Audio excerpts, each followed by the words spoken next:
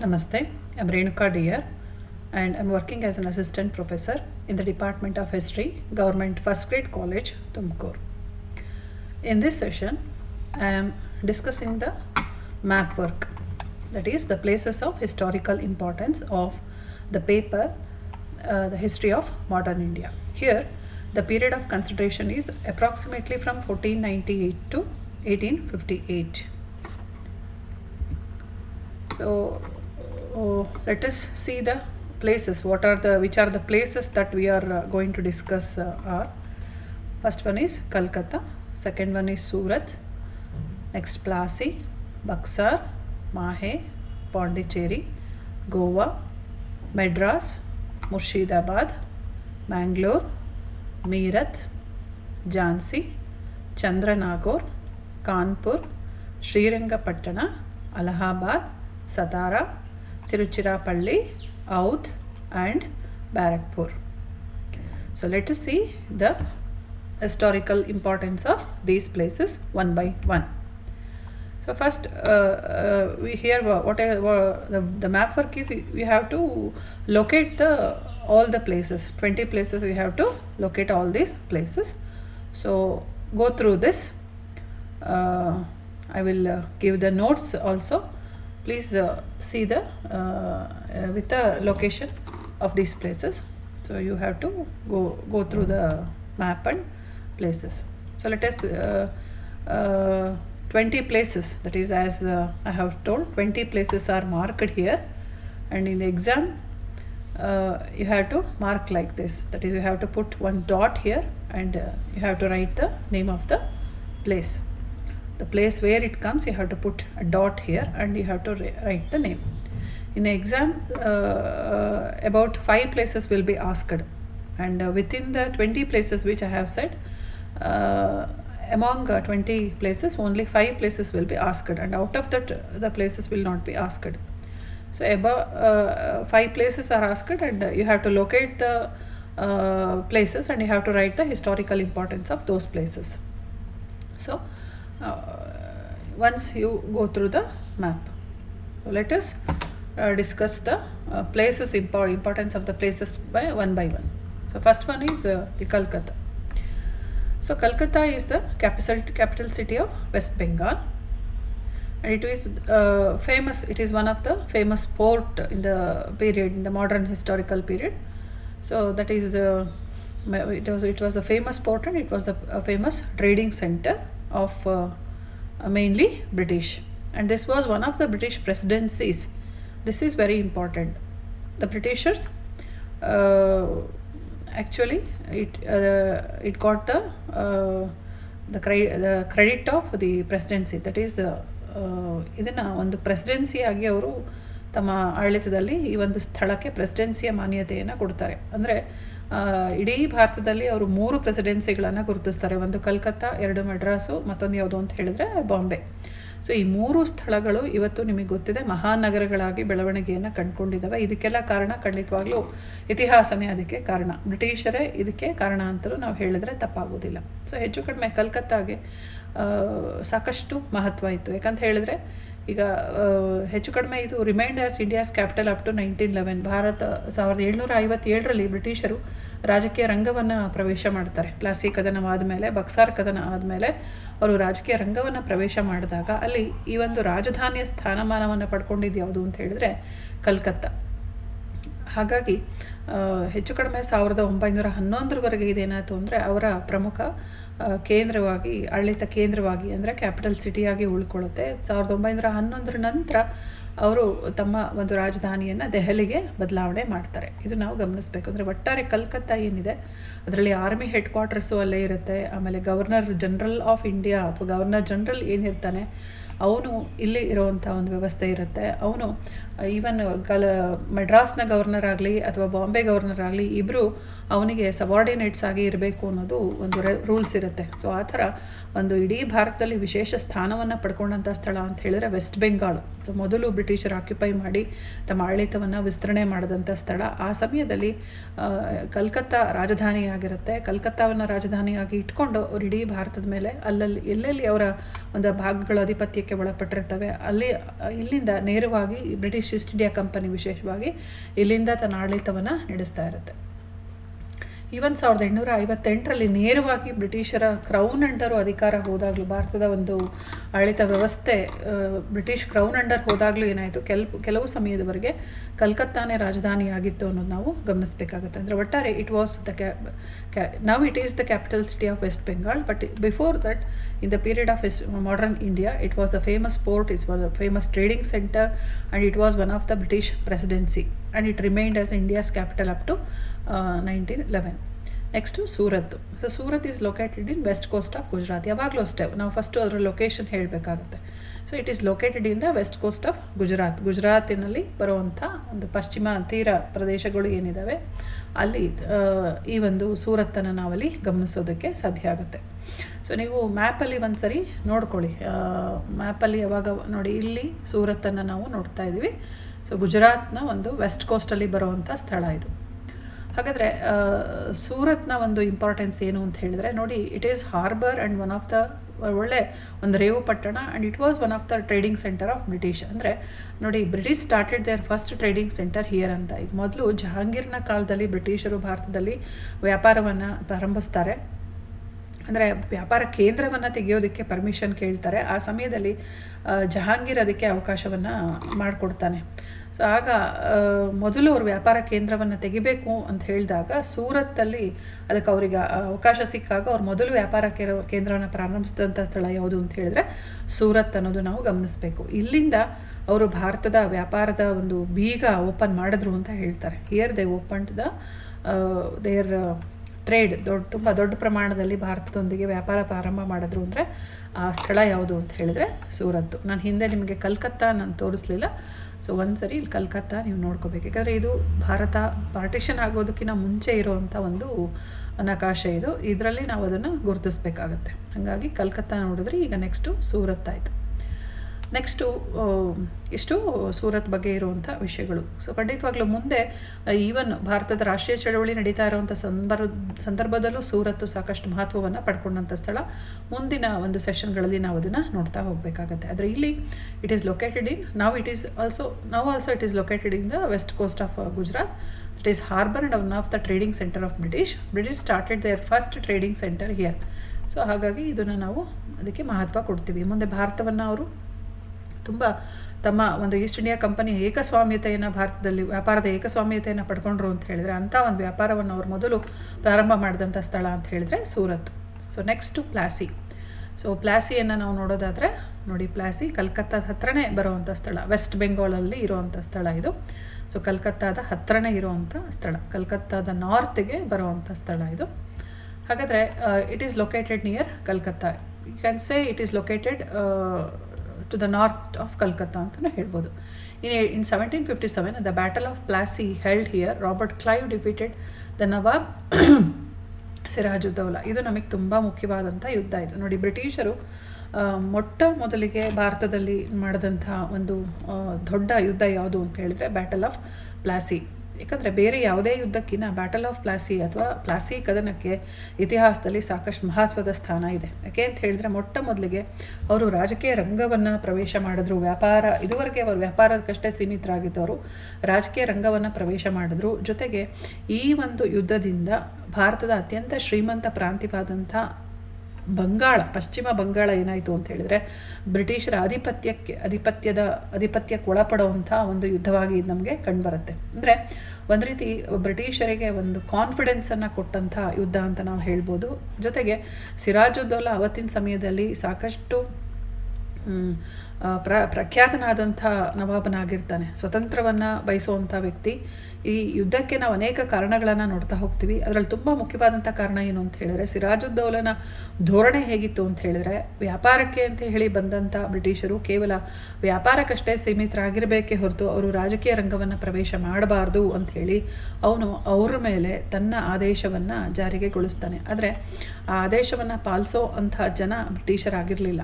ಕಲ್ಕತ್ತಾದ ಅನೇಕ ಕಾರಣಗಳನ್ನು ನೋಡ್ತೀವಿ. ಬ್ಯಾಟಲ್ ಆಫ್ ಪ್ಲಾಸಿಗೆ ನಾವು ಅನೇಕ ಕಾರಣಗಳನ್ನು ನೋಡ್ತೀವಿ. ಆದರೆ ಅಲ್ಲಿ ತತ್ಕ್ಷಣದ ಕಾರಣ ಅಂತ ಹೇಳಿದರೆ ಕಲ್ಕತ್ತಾದ ಸುತ್ತ ಕೋಟೆಯನ್ನು ಕಟ್ಟೋ ಅಂಥ ಪ್ರಯತ್ನ ಬ್ರಿಟಿಷರು ಮಾಡ್ತಾರೆ. ಅದಕ್ಕೆ ನವಾಬ ಏನು ಹೇಳ್ತಾನೆ ಅಂದರೆ, ಕೋಟೆಯನ್ನು ಕಟ್ಟೋ ಅಂಥ ಕೋಟೆಯನ್ನು ಕಟ್ಟಬಾರ್ದು, ಕೋಟೆಯ ಗೋಡೆಯನ್ನು ಅಥವಾ ಕೋಟೆ ಕಟ್ಟಬಾರ್ದು ಅನ್ನೋದು ಅವನ ಉದ್ದೇಶ ಆಗಿರುತ್ತೆ. ಯಾಕಂದರೆ ಅಲ್ಲಿ ಒಂದು ರೀತಿ ರಾಜಕೀಯ ರಂಗವನ್ನು ಪ್ರವೇಶ ಮಾಡುವಂಥ ಉದ್ದೇಶ. ರಕ್ಷಣೆ ಬೇಕು ಅಂತ ಹೇಳಿದ್ರೆ ನಾವು ರಕ್ಷಣೆಯನ್ನು ಕೊಡ್ತೀವಿ, ಈ ರೀತಿ ಕೋಟೆಯನ್ನು ಕಟ್ಟುವಂಥ ಅಗತ್ಯ ಇಲ್ಲ, ಕೋಟೆಯನ್ನು ಕಟ್ಟಬಾರ್ದು ಅಂತ ಹೇಳೋನು ಏನು ಮಾಡ್ತಾನೆ, ಅವರಿಗೆ ಆದೇಶವನ್ನು ಕೊಡ್ತಾನೆ. ಕೋಟೆಯ ಗೋಡೆಯನ್ನು, ಕೋಟೆ ಆಲ್ರೆಡಿ ನಿರ್ಮಾಣ ಆಗಿರುತ್ತೆ, ಆ ಕೋಟೆಯ ಗೋಡೆಯನ್ನು ಎತ್ತರ ಮಾಡುವಂಥ ಪ್ರಯತ್ನ ಇವ್ರು ಮಾಡ್ತಾ ಇರ್ತಾರೆ. ಅದಕ್ಕೆ ಇವನು ಅದನ್ನು ನಿಲ್ಲಿಸಬೇಕು ಅಂಥೇಳಿ ರಕ್ಷಣೆಯ ಪೋರ್ಚುಗೀಸರ ಭಯ ಇರುತ್ತೆ. ಯಾವಾಗ ಬೇಕಾದರೂ ಪೋರ್ಚುಗೀಸರು ದಾಳಿ ಮಾಡ್ಬೋದು ಅನ್ನೋದು ಬ್ರಿಟಿಷರ ಭಯ ಇರುತ್ತೆ. ಅದಕ್ಕೆ ಅವರು ತಮ್ಮನ್ನು ತಾವು ಸುಸಜ್ಜಿತಗೊಳಿಸ್ಕೊಳ್ತಾ ಇರ್ತಾರೆ. ಅಂಥ ಸಮಯದಲ್ಲಿ ಆ ಕಲ್ಕತ್ತಾದಲ್ಲಿ ಕಟ್ಟಂಥ ಕೋಟೆ, ಅವ್ರ ಹಿಂದೆ ಕಟ್ಟಿದಂಥ ಕೋಟೆಯ ಒಂದು ಗೋಡೆಯನ್ನು ಎತ್ತರ ಮಾಡೋದಕ್ಕೆ ಅವ್ರು ಹೋಗ್ತಾರೆ. ಆದರೆ ಸಿರಾಜುದ್ದೌಲಾ ಅದಕ್ಕೆ ಅದನ್ನು ಮಾಡಬಾರ್ದು ಅಂಥೇಳಿ ಆದೇಶವನ್ನು ಕೊಡ್ತಾನೆ. ಆದರೆ ಆದೇಶವನ್ನು ಅವರು ತಿರಸ್ಕರಿಸ್ತಾರೆ. ಹಾಗಾಗಿ ಪ್ಲಾಸಿ ಕದನಕ್ಕೆ ಅನೇಕ ಕಾರಣಗಳು ಅಲ್ಲಿದ್ದಾವೆ. ಅದ್ರ ಜೊತೆಗೆ ನಾವು ತಕ್ಷಣದ ಕಾರಣ ಅಂತ ಹೇಳಿದಾಗ ನಾವು ಇದನ್ನು ಅಲ್ಲಿ ಗಮನಿಸೋದಕ್ಕೆ ಸಾಧ್ಯ ಆಗುತ್ತೆ. ಸೊ ಅಲ್ಲಿ ಬ್ಯಾಟಲ್ ಆಫ್ ಪ್ಲಾಸಿ ಯುದ್ಧವಾಗುತ್ತೆ. ಆ ಯುದ್ಧದಲ್ಲಿ ಸಿರಾಜುದ್ದೌಲಾ ಸೋತು ಹೋಗ್ತಾನೆ. ರಾಬರ್ಟ್ ಕ್ಲೈವ್ ಆ ಸಮಯದಲ್ಲಿ ನೋಡಿ, ಭಾರತದಲ್ಲಿ ನಿಜವಾಗ್ಲೂ ಬ್ರಿಟಿಷ್ ಸಾಮ್ರಾಜ್ಯದ ಸ್ಥಾಪಕ ಅಂತ ಕರೀತಾ ಇರುವಂಥ ವ್ಯಕ್ತಿ ಯಾರು ಅಂತ ಹೇಳಿದ್ರೆ ರಾಬರ್ಟ್ ಕ್ಲೈವ್ ತನ್ನ ಒಂದು ಸೈನ್ಯದ ಸಹಾಯದಿಂದ ಅವನೇನು ಮಾಡ್ತಾನೆ, ಸಿರಾಜುದ್ದೌಲಾ ಸೈನ್ಯ ಅನ್ನೋದಕ್ಕಿಂತ ಅಲ್ಲಿ ತನ್ನ ಸಂಚಿನಿಂದ ರಾಬರ್ಟ್ ಕ್ಲೈವ್ ಸಿರಾಜುದ್ದೌಲನ ಸೋಲಿಗೆ ಕಾರಣ ಆಗ್ತಾನೆ. So he was killed, even Sirajuddaulah was killed by Britishers in at the end of the war ಅಂತ ನಾವು ಹೇಳ್ತಾ ಇದ್ದೀವಿ. ಅಂದರೆ ಇದಾದ ಮೇಲೆ ಕೆಲವೇ ವರ್ಷಗಳಲ್ಲಿ 7 ವರ್ಷಗಳಲ್ಲಿ ಬ್ಯಾಟಲ್ ಆಫ್ ಬಕ್ಸಾರ್ ಅದಾದಮೇಲೆ ಇಡೀ ಬಂಗಾಳದ ಒಂದು ಆಧಿಪತ್ಯ ಬ್ರಿಟಿಷರ ವಶಕ್ಕೆ ಹೋಯಿತು ಅನ್ನೋದು ನಾವಿಲ್ಲಿ ಗಮನಿಸಬೇಕಾಗತ್ತೆ. ಹಾಗಾಗಿ ಬ್ರಿಟಿಷರು ಮೊದಲು ಭಾರತದಲ್ಲಿ ಮಾಡಿದಂಥ ಯುದ್ಧಗಳಲ್ಲಿ ಬಹಳ ಮುಖ್ಯವಾದಂಥ ಯುದ್ಧ ಯಾವುದು ಅಂತ ಹೇಳಿದ್ರೆ battle of Plassey. So the next place is Buxar. So first you have to see Buxar. This is Buxar. It is also the place which is located near in West Bengal ಅಂತ ಹೇಳಿ. So let us see the description. So nodi, this is located in Bihar. I'm sorry. So here you have see Buxar. So it is in Buxar. This is in here. So it is located in Bihar. Here in 1764, Battle of Buxar took place. Mir Qasim was defeated by British and Bengal was completely captured. ನೋಡಿ, ಹಿಂದೆ ಬಂಗಾಳ ಪ್ರಾಂತ್ಯ ಅಂತ ಹೇಳಿದ್ರೆ ಅದು ಬಿಹಾರು, ಬಂಗಾಳು ಮತ್ತು ಒರಿಸ್ಸಾ ಇವೆಲ್ಲವನ್ನು ಸೇರಿಸ್ಕೊಂಡು ಅದನ್ನು ನಾವು ಬಂಗಾಳ ಪ್ರಾಂತ್ಯ ಅಂತ ಕರಿತಾ ಇದ್ವಿ.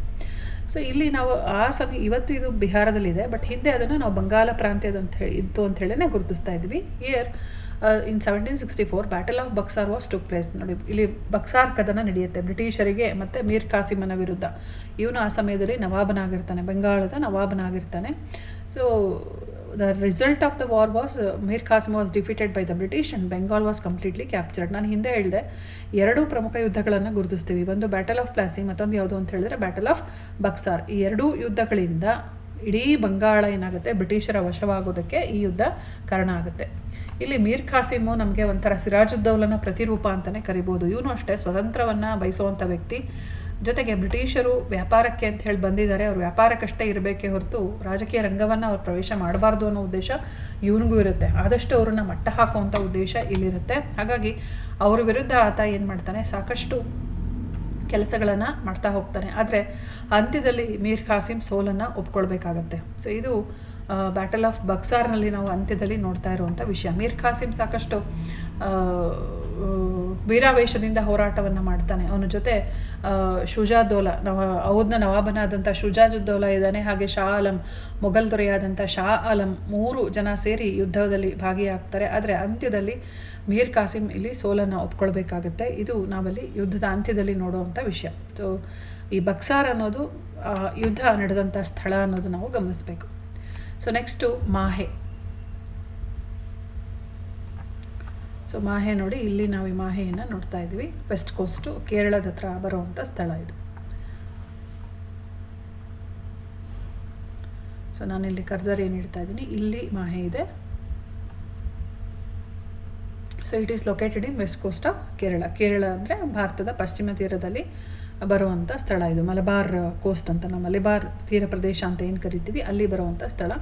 This was the west coast trading centre and the colony of French. ಅಂದರೆ ಫ್ರೆಂಚರ ಒಂದು ಪಶ್ಚಿಮ ತೀರದ ಪ್ರದೇಶದಲ್ಲಿ ಇದ್ದಂಥ ಪಶ್ಚಿಮ ಕರಾವಳಿ ತೀರದಲ್ಲಿ ಬರುವಂಥ ಅಂದರೆ ಮಲಬಾರ್ ತೀರದಲ್ಲಿ ಬರುವಂಥ ವ್ಯಾಪಾರ ಕೇಂದ್ರಗಳಲ್ಲಿ ಇದು ಒಂದು ಅಂತ. ಫ್ರೆಂಚರ ವ್ಯಾಪಾರ ಕೇಂದ್ರಗಳು ನಾವು ಎರಡೂ ತೀರ ಪ್ರದೇಶದಲ್ಲಿ ಗುರುತಿಸ್ತಾ ಇದ್ವಿ.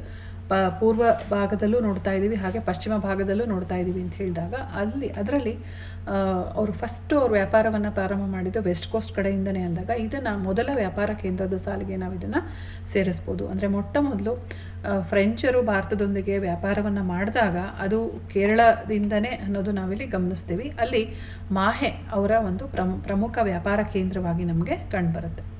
So next Pondicherry. So Pondicherry ಅಂದರೆ ನೋಡಿ, this is near this is located to the south of Madras. So Pondicherry, it is located near Madras. You can write it is located to the south of Madras.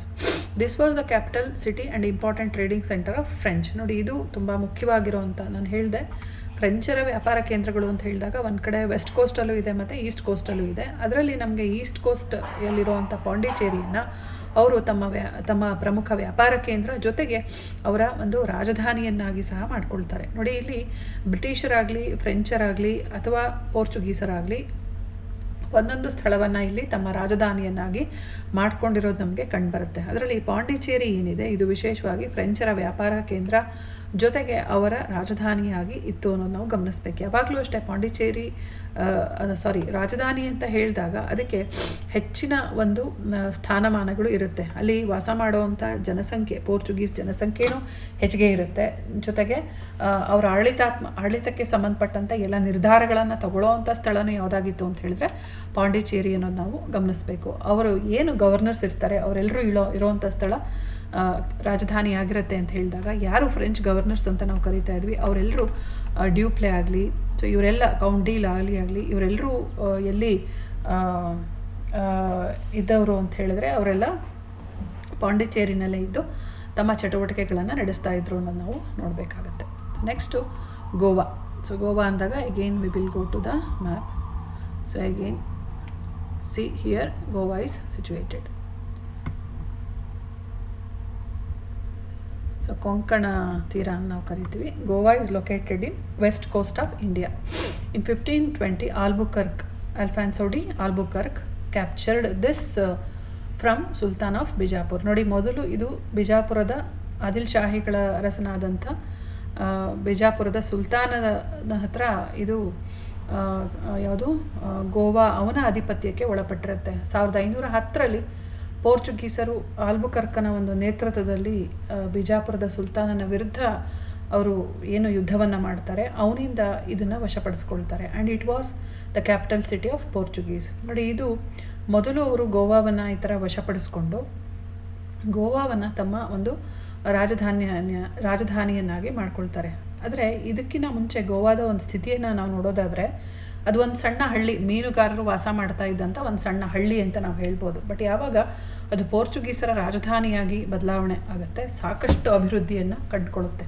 ಒಂದು ರೀತಿ ವೆಸ್ಟರ್ನೈಸೇಷನ್ನು, ಅಂದರೆ modernisation ಅಂತ ಏನು ಕರಿತೀವಿ, ಆ ಮಾಡರ್ನೈಸೇಷನ್ಗೆ ಒಳಗಾದಂಥ ಮೊದಲನೇ ನಗರ ಅಂತ ನಾವು ಹೇಳ್ಬೋದು. ಯಾಕೆ ಅಂತ ಹೇಳಿದ್ರೆ ನೋಡಿ, ಮೊದಲು ಭಾರತದೊಂದಿಗೆ ವ್ಯಾಪಾರವನ್ನು ಪ್ರಾರಂಭಿಸಿದವರು ಯಾರು ಅಂತ ಹೇಳಿದರೆ ಪೋರ್ಚುಗೀಸರು. ಹಾಗಾಗಿ ಈ ಪೋರ್ಚುಗೀಸರು ಮೊದಲು ಅವರು ಮೊದಲ ಅವರ ಒಂದು ಸ್ಥಳ ಯಾವುದು ಅಂತ ಹೇಳಿದರೆ ರಾಜಧಾನಿ ಯಾವುದು ಅಂದರೆ ಗೋವಾ ಅಂತ ಹೇಳಿದಾಗ ಇಲ್ಲಿ ಅವರ ವಾಸ ಮಾಡುವಂಥ ಸಂಖ್ಯೆನೂ ಹೆಚ್ಚಿಗೆ ಇತ್ತು. ಜೊತೆಗೆ ರಾಜಧಾನಿ ಆಯಿತು ಅಂತ ಹೇಳಿದಾಗ ಅದನ್ನು ರಾಜಧಾನಿ ಎಂದಾಗ ಅದನ್ನು ಸಹಜವಾಗಿ ಏನಾಗುತ್ತೆ ಅಭಿವೃದ್ಧಿ ಪಡಿಸೋವಂಥ ಪ್ರಯತ್ನ ಇದ್ದೇ ಇರುತ್ತೆ. ಅಲ್ಲಿ ಶಾಲೆ, ಆಸ್ಪತ್ರೆಗಳು, ಚರ್ಚು ಎಲ್ಲವನ್ನು ಅಲ್ಲಿ ನಿರ್ಮಿಸುವಂಥ ಒಂದು ಪ್ರಯತ್ನ ನಾವು ನೋಡ್ತಾ ಹೋಗ್ತೀವಿ. ಹಾಗಾಗಿ it became one of the centre of Portuguese ಅಂತ ಹೇಳ್ಬೋದು. ಯಾಕಂದರೆ ಎಲ್ಲವೂ ಅಷ್ಟೇ, ಎಲ್ಲ ಸಮುದ್ರ ತೀರದಲ್ಲಿರುವಂಥ ಪ್ರದೇಶಗಳನ್ನೇ ಅವ್ರು ಏನು ಮಾಡ್ತಾರೆ ರಾಜಧಾನಿಯನ್ನಾಗಿ ಮಾಡ್ಕೊಳ್ತಾ ಇದ್ದಾರೆ. ಅದು ನಾವು ಗಮನಿಸುವಂಥ ವಿಚಾರ. ಹಾಗಾಗಿ ಒಂಥರ ಫಸ್ಟು ಮಾಡರ್ನೈಸ್ ಆದಂಥ ನಗರಗಳನ್ನು ನಾವು ಹುಡುಕಕ್ಕೆ ಹೊರಟ್ರೆ ಅದರಲ್ಲಿ ಮೊದಲು ಖಂಡಿತವಾಗ್ಲೂ ಗೋವಾ ನಮಗೆ ತುಂಬ ಮುಖ್ಯವಾಗಿ ಕಂಡುಬರುವಂಥ ಒಂದು ನಗರ. ಇವತ್ತು ಅಷ್ಟೇ ನೀವು ಗೋವಾ ಅಂದ ತಕ್ಷಣ ಅಲ್ಲಿ ಹೋದರೆ ಒಂದು ವಿಭಿನ್ನ ಕಲ್ಚರನ್ನು ನಾವಲ್ಲಿ ನೋಡ್ತಾ ಇದ್ದೀವಿ. ಅಂದರೆ ಅಷ್ಟು ಸಮಯದ ಹಿಂದೆ ಅಲ್ಲಿ ಕನ್ವರ್ಷನ್ಸು ಮತ್ತು ಅಲ್ಲಿ ಪೋರ್ಚುಗೀಸ್ ಕಲ್ಚರು ಎಲ್ಲ ಏನಾಯಿತು ಅಂದರೆ ಒಂಥರ ಅಲ್ಲಿರೋವಂಥ ಭಾರತೀಯರನ್ನು ಅಥವಾ ಏನೋ ಮೂಲ ವಾಸಿಗಳು ಇದ್ದರು ಅವ್ರನ್ನ ಕನ್ವರ್ಷನ್ ಮಾಡೋವಂಥ ಪ್ರಮಾಣವೂ ಹೆಚ್ಚಿಗೆ ಇರುತ್ತೆ. ಸೊ ಇದರಿಂದ ಅಲ್ಲಿ ಒಂಥರ ಯಾವುದೋ ಒಂದು ವೆಸ್ಟರ್ನ್ ಕಂಟ್ರಿಯ ಭಾಗ ಏನೋ ಅದು ಅನ್ನೋ ಥರ ಅಷ್ಟರ ಮಟ್ಟಕ್ಕೆ ಅದು ಬೆಳವಣಿಗೆಯನ್ನು ಕಂಡುಕೊಳ್ಳುತ್ತೆ. ಹಾಗಾಗಿ ಇವತ್ತು ಅಷ್ಟೇ ನೀವು ಗೋವಾಗೆ ಹೋದರೆ ಒಂದು ರೀತಿ ಬೇರೆ ಕಲ್ಚರ್ನೇ ನಾವಲ್ಲಿ ಗಮನಿಸ್ತೀವಿ ಅಂದರೆ ಅದಕ್ಕೆ ಕಾರಣ ಆದವ್ರು ಯಾರು ಅಂತ ಹೇಳಿದ್ರೆ ಪೋರ್ಚುಗೀಸರು ಅನ್ನೋದು ನಾವು ನೋಡಬೇಕು. So next Madras. So Madras ಅಂದರೆ ನೋಡಿ ಗೊತ್ತಿದೆ ನಿಮಗೆ, ಮೆಡ್ರಾಸು ಎಲ್ಲಿ ಬರುತ್ತೆ, ಈಸ್ಟ್ ಕೋಸ್ಟಲ್ಲಿ ಬರೋವಂಥ ಸ್ಥಳ. ಸೌತಲ್ಲಿ ಈಸ್ಟ್ ಕೋಸ್ಟಲ್ಲಿ ನಾವು ನೋಡ್ತಾ ಇರುವಂಥ ಸ್ಥಳ ಇದು. ಹಾಗಾದರೆ ಮೆಡ್ರಾಸ್ನ ಒಂದು ಇಂಪಾರ್ಟೆನ್ಸ್ ಏನು ಅಂದರೆ it is located in Tamil Nadu and it's capital city also. It is one of the presidency of British and the trading centre. ನೋಡಿ ಇದು ಒಂದು ಪ್ರೆಸಿಡೆನ್ಸಿ, ನಾನು ಹೇಳಿದೆ ಹಿಂದೆ ಬ್ರಿಟಿಷರು ಒಟ್ಟು 3 ಆಡಳಿತ ಕೇಂದ್ರಗಳನ್ನು ಗುರುತಿಸ್ತಾರೆ. ಒಂದು ಕಲ್ಕತ್ತಾ, 2ನೇದು ಮಡ್ರಾಸು, 3ನೇದು ಯಾವುದು ಅಂತ ಹೇಳಿದ್ರೆ ಬಾಂಬೆ. ಇಲ್ಲಿ ವಿಶೇಷವಾಗಿ ದಕ್ಷಿಣ ಭಾರತದಲ್ಲಿ ಅವರು ಏನು ಆಡಳಿತ ನಡೆಸ್ತಾ ಇದ್ರು ಬ್ರಿಟಿಷರು, ಅದರಲ್ಲಿ ಆಡಳಿತದ ಪ್ರಮುಖ ಕೇಂದ್ರವಾಗಿ ಗುರುತಿಸ್ಕೊಂಡಂಥ ಸ್ಥಳ ಯಾವುದು ಅಂತ ಹೇಳಿದ್ರೆ ಮೆಡ್ರಾಸು. ಸೊ ಮೊದಲಿಗೆ ಇದೊಂದು ಸಣ್ಣ ಹಳ್ಳಿ ಆಗಿರುತ್ತೆ. ಇದನ್ನು ಅಭಿವೃದ್ಧಿ ಪಡಿಸೋವಂಥ ಕೆಲಸ ಬ್ರಿಟಿಷರು ಮಾಡ್ತಾ ಹೋಗ್ತಾರೆ. ಅಲ್ಲಿ ಕೋಟೆಯನ್ನು ಕಟ್ತಾರೆ. ಹಾಗೆಯೇ ಮುಂದೆ ಒಂದು ದೊಡ್ಡ ನಗರವಾಗಿ ಅದು ಬೆಳವಣಿಗೆಯನ್ನು ಕಂಡುಕೊಳ್ಳುತ್ತೆ. ಸೊ ಜನಸಂಖ್ಯೆನೂ ಹೆಚ್ಚಿಗೆ ಆಗ್ತಾ ಹೋಗುತ್ತೆ. ಬ್ರಿಟಿಷರ ಒಂದು ಪ್ರಮುಖ ಕಾಲೋನಿ ಆಗುವುದು ಗುರುತಿಸ್ಕೊಳ್ಳುತ್ತೆ. ಇಲ್ಲಿ ಅವ್ರು ಕಟ್ಟಿದಂಥ ಕೋಟೆ ಯಾವುದು ಅಂದರೆ ಫೋರ್ಟ್ ಸೇಂಟ್ ಜಾರ್ಜ್ ಅಂತ ಹೇಳಿ. The fort Saint George was built by British. So ಇದು ಮೆಡ್ರಾಸು ಕಡೆಯವರೆಗೆ ದಕ್ಷಿಣ ಭಾರತದ ಆಡಳಿತದ ಪ್ರಮುಖ ಕೇಂದ್ರವಾಗಿ ಅವರು ಅದನ್ನು ಗುರುತಿಸ್ತಾ ಹೋಗ್ತಾರೆ. So next Murshidabad. So Murshidabad ಅಂತ ಹೇಳಿದಾಗ ನೋಡಿ ಇಲ್ಲಿ ಮುರ್ಷಿದಾಬಾದ್ ಇದೆ, ವೆಸ್ಟ್ ಬೆಂಗಾಲಲ್ಲಿ ಬರುವಂಥ ಸ್ಥಳ ಇದು Murshidabad. Here Murshidabad is here. So Murshidabad is located in Bengal. This was the capital city of Mir Qasim. ನೋಡಿ ಮೀರ್ ಕಾಸಿಮು ಬಕ್ಸಾರ್ ಕದನದಲ್ಲಿ ಬ್ರಿಟಿಷರ ವಿರುದ್ಧ ಯುದ್ಧ ಮಾಡಿದಂಥ ವ್ಯಕ್ತಿ. ಸ್ವತಂತ್ರ ಪ್ರಿಯತೆ ಅವನಲ್ಲಿತ್ತು. ಇಲ್ಲಿ ಮುರ್ಷಿದಾಬಾದ್ ಅವನ ರಾಜಧಾನಿ ಅಂದರೆ ಇದನ್ನು ನಾವು ಮೊದಲ ರಾಜಧಾನಿ ಅಂತ ಕಟ್ಕೊಳ್ಬೋದು. ಯಾಕೆಂತ ಹೇಳಿದರೆ ಬ್ರಿಟಿಷರಿಂದ ಅವನು ಸಾಕಷ್ಟು ದೂರ ಇದ್ದರೆ ಅವರ ಒಂದು ತೊಂದರೆಯಿಂದ ನಾನು ತಪ್ಪಿಸ್ಕೊಳ್ಳೋಕೆ ಸಾಧ್ಯ ಆಗುತ್ತೆ. ರಾಜಧಾನಿ ಆದಷ್ಟು ಬ್ರಿಟಿಷರಿಂದ ದೂರ ಇರಬೇಕು. ಕಲ್ಕತ್ತಾದಲ್ಲಿ ಬ್ರಿಟಿಷರಿರ್ತಾರೆ. ಹಾಗಾಗಿ ರಾಜಧಾನಿಯನ್ನು ತಾನು ಬದಲಾವಣೆ ಮಾಡ್ಕೋಬೇಕು ಅನ್ನೋ ಉದ್ದೇಶ ಅವನಿಗಿರುತ್ತೆ. ಅಂದರೆ ಮೊದಲಿಗೆ ಮುರ್ಷಿದಾಬಾದೇ ಅವನ ರಾಜಧಾನಿ ಆಗಿರುತ್ತೆ. ಅದಾದಮೇಲೆ ಅವನು ಮುರ್ಷಿದಾಬಾದಿಂದ ಮೋಂಗೀರ್ಗೆ ತನ್ನ ರಾಜಧಾನಿಯನ್ನು ಬದಲಾವಣೆ ಮಾಡ್ತಾನೆ. ಇನ್ನೂ ದೂರಕ್ಕೆ ಕಲ್ಕತ್ತಾದಿಂದ ಸ್ವಲ್ಪ ದೂರ ಹೋಗುವಂಥ ಪ್ರಯತ್ನ, ಅಂದರೆ ಹತ್ರ ಇದ್ದರೆ ಬ್ರಿಟಿಷರಿಂದ ತೊಂದರೆಗಳು ಹೆಚ್ಚಿಗೆ ನಾವು ಅನುಭವಿಸ್ಬೇಕಾಗತ್ತೆ ಅಂಥೇಳಿ ಅವನೇನು ಮಾಡ್ತಾನೆ, ಅಲ್ಲಿ ರಾಜಕೀಯ ಉದ್ದೇಶ ಇದೆ, ಹೇಗಾದರೂ ಮಾಡಿ ಬಂಗಾಳವನ್ನು ಬ್ರಿಟಿಷರಿಂದ ಮುಕ್ತಗೊಳಿಸಬೇಕು ಅನ್ನೋ ಉದ್ದೇಶ ಮೀರ್ ಕಾಸಿಮ್ಗಿದೆ. ಅದಕ್ಕೆ ಅವನು ಸಾಕಷ್ಟು ತಂತ್ರಗಳನ್ನು ಬಳಸ್ತಾನೆ. ಅದರಲ್ಲಿ ಇದು ಒಂದು ನಾವು ಗಮನಿಸಬೇಕಾಗತ್ತೆ. ಸಾಕಷ್ಟು ಸಮಯದಿಂದ ಇದ್ದಂಥ ರಾಜಧಾನಿ ಯಾವುದು ಅಂದರೆ ಮುರ್ಷಿದಾಬಾದು. ಹಾಗಾಗಿ ನಾವು ಮೊದಲ ಒಂದು ಕ್ಯಾಪಿಟಲ್ ಸಿಟಿ ಅಂತ ಹೇಳ್ಬೋದು. ನಂತರ ಅವನೇನು ಮಾಡ್ತಾನೆ, ಮುರ್ಷಿದಾಬಾದ್ನಿಂದ ಮೋಂಗೀರ್ಗೆ ರಾಜಧಾನಿಯನ್ನು ಬದಲಾವಣೆ ಮಾಡ್ತಾನೆ. So next place Mangaluru. So Mangaluru ಅಂದಾಗ again we have to go to map. Here Mangaluru is here. It is west coast. In the west coast ಅಂದರೆ ಸೌತು ವೆಸ್ಟ್ ಕೋಸ್ಟಲ್ಲಿ ನಾವು ನೋಡ್ತಾ ಇರುವಂಥ ಸ್ಥಳ ಇದು. ಸೊ ನೋಡಿ Mangaluru. So Mangalore is located in west coast of Karnataka. In 1784 the Treaty of Mangalore was signed between Tippu and British after the end of the Second Anglo-Mysore War. ಇದು ನಾವು ತುಂಬ ಗಮನಿಸುವಂಥ ವಿಚಾರ. ನೋಡಿ ಇಲ್ಲಿ ಮಂಗಳೂರು ಅಂದಾಗ ಇದು ಅಷ್ಟೇ ವೆಸ್ಟ್ ಕೋಸ್ಟಲ್ಲಿ ಬರುವಂಥ ಸ್ಥಳ. ಕೋಸ್ಟಲ್ ಏರಿಯಾ ಆಗಿರೋದ್ರಿಂದ ಇದು ಅಷ್ಟೇ ಬ್ರಿಟಿಷರು ಎಲ್ಲ ವ್ಯಾಪಾರ ಮಾಡ್ತಾ ಇದ್ದಂಥ ಒಂದು ಸ್ಥಳ ಅಂತ ನಾವು ಹೇಳ್ಬೋದು. ಮುಂದೆ ಇದು 1784ರ ಸಮಯದಲ್ಲಿ ಮಂಗಳೂರು ಇದು ಮೂಲತಃ ಟಿಪ್ಪುವಿನ ಅಧೀನಕ್ಕೆ ಒಳಪಟ್ಟಂಥ ಸ್ಥಳವಾಗಿರುತ್ತೆ.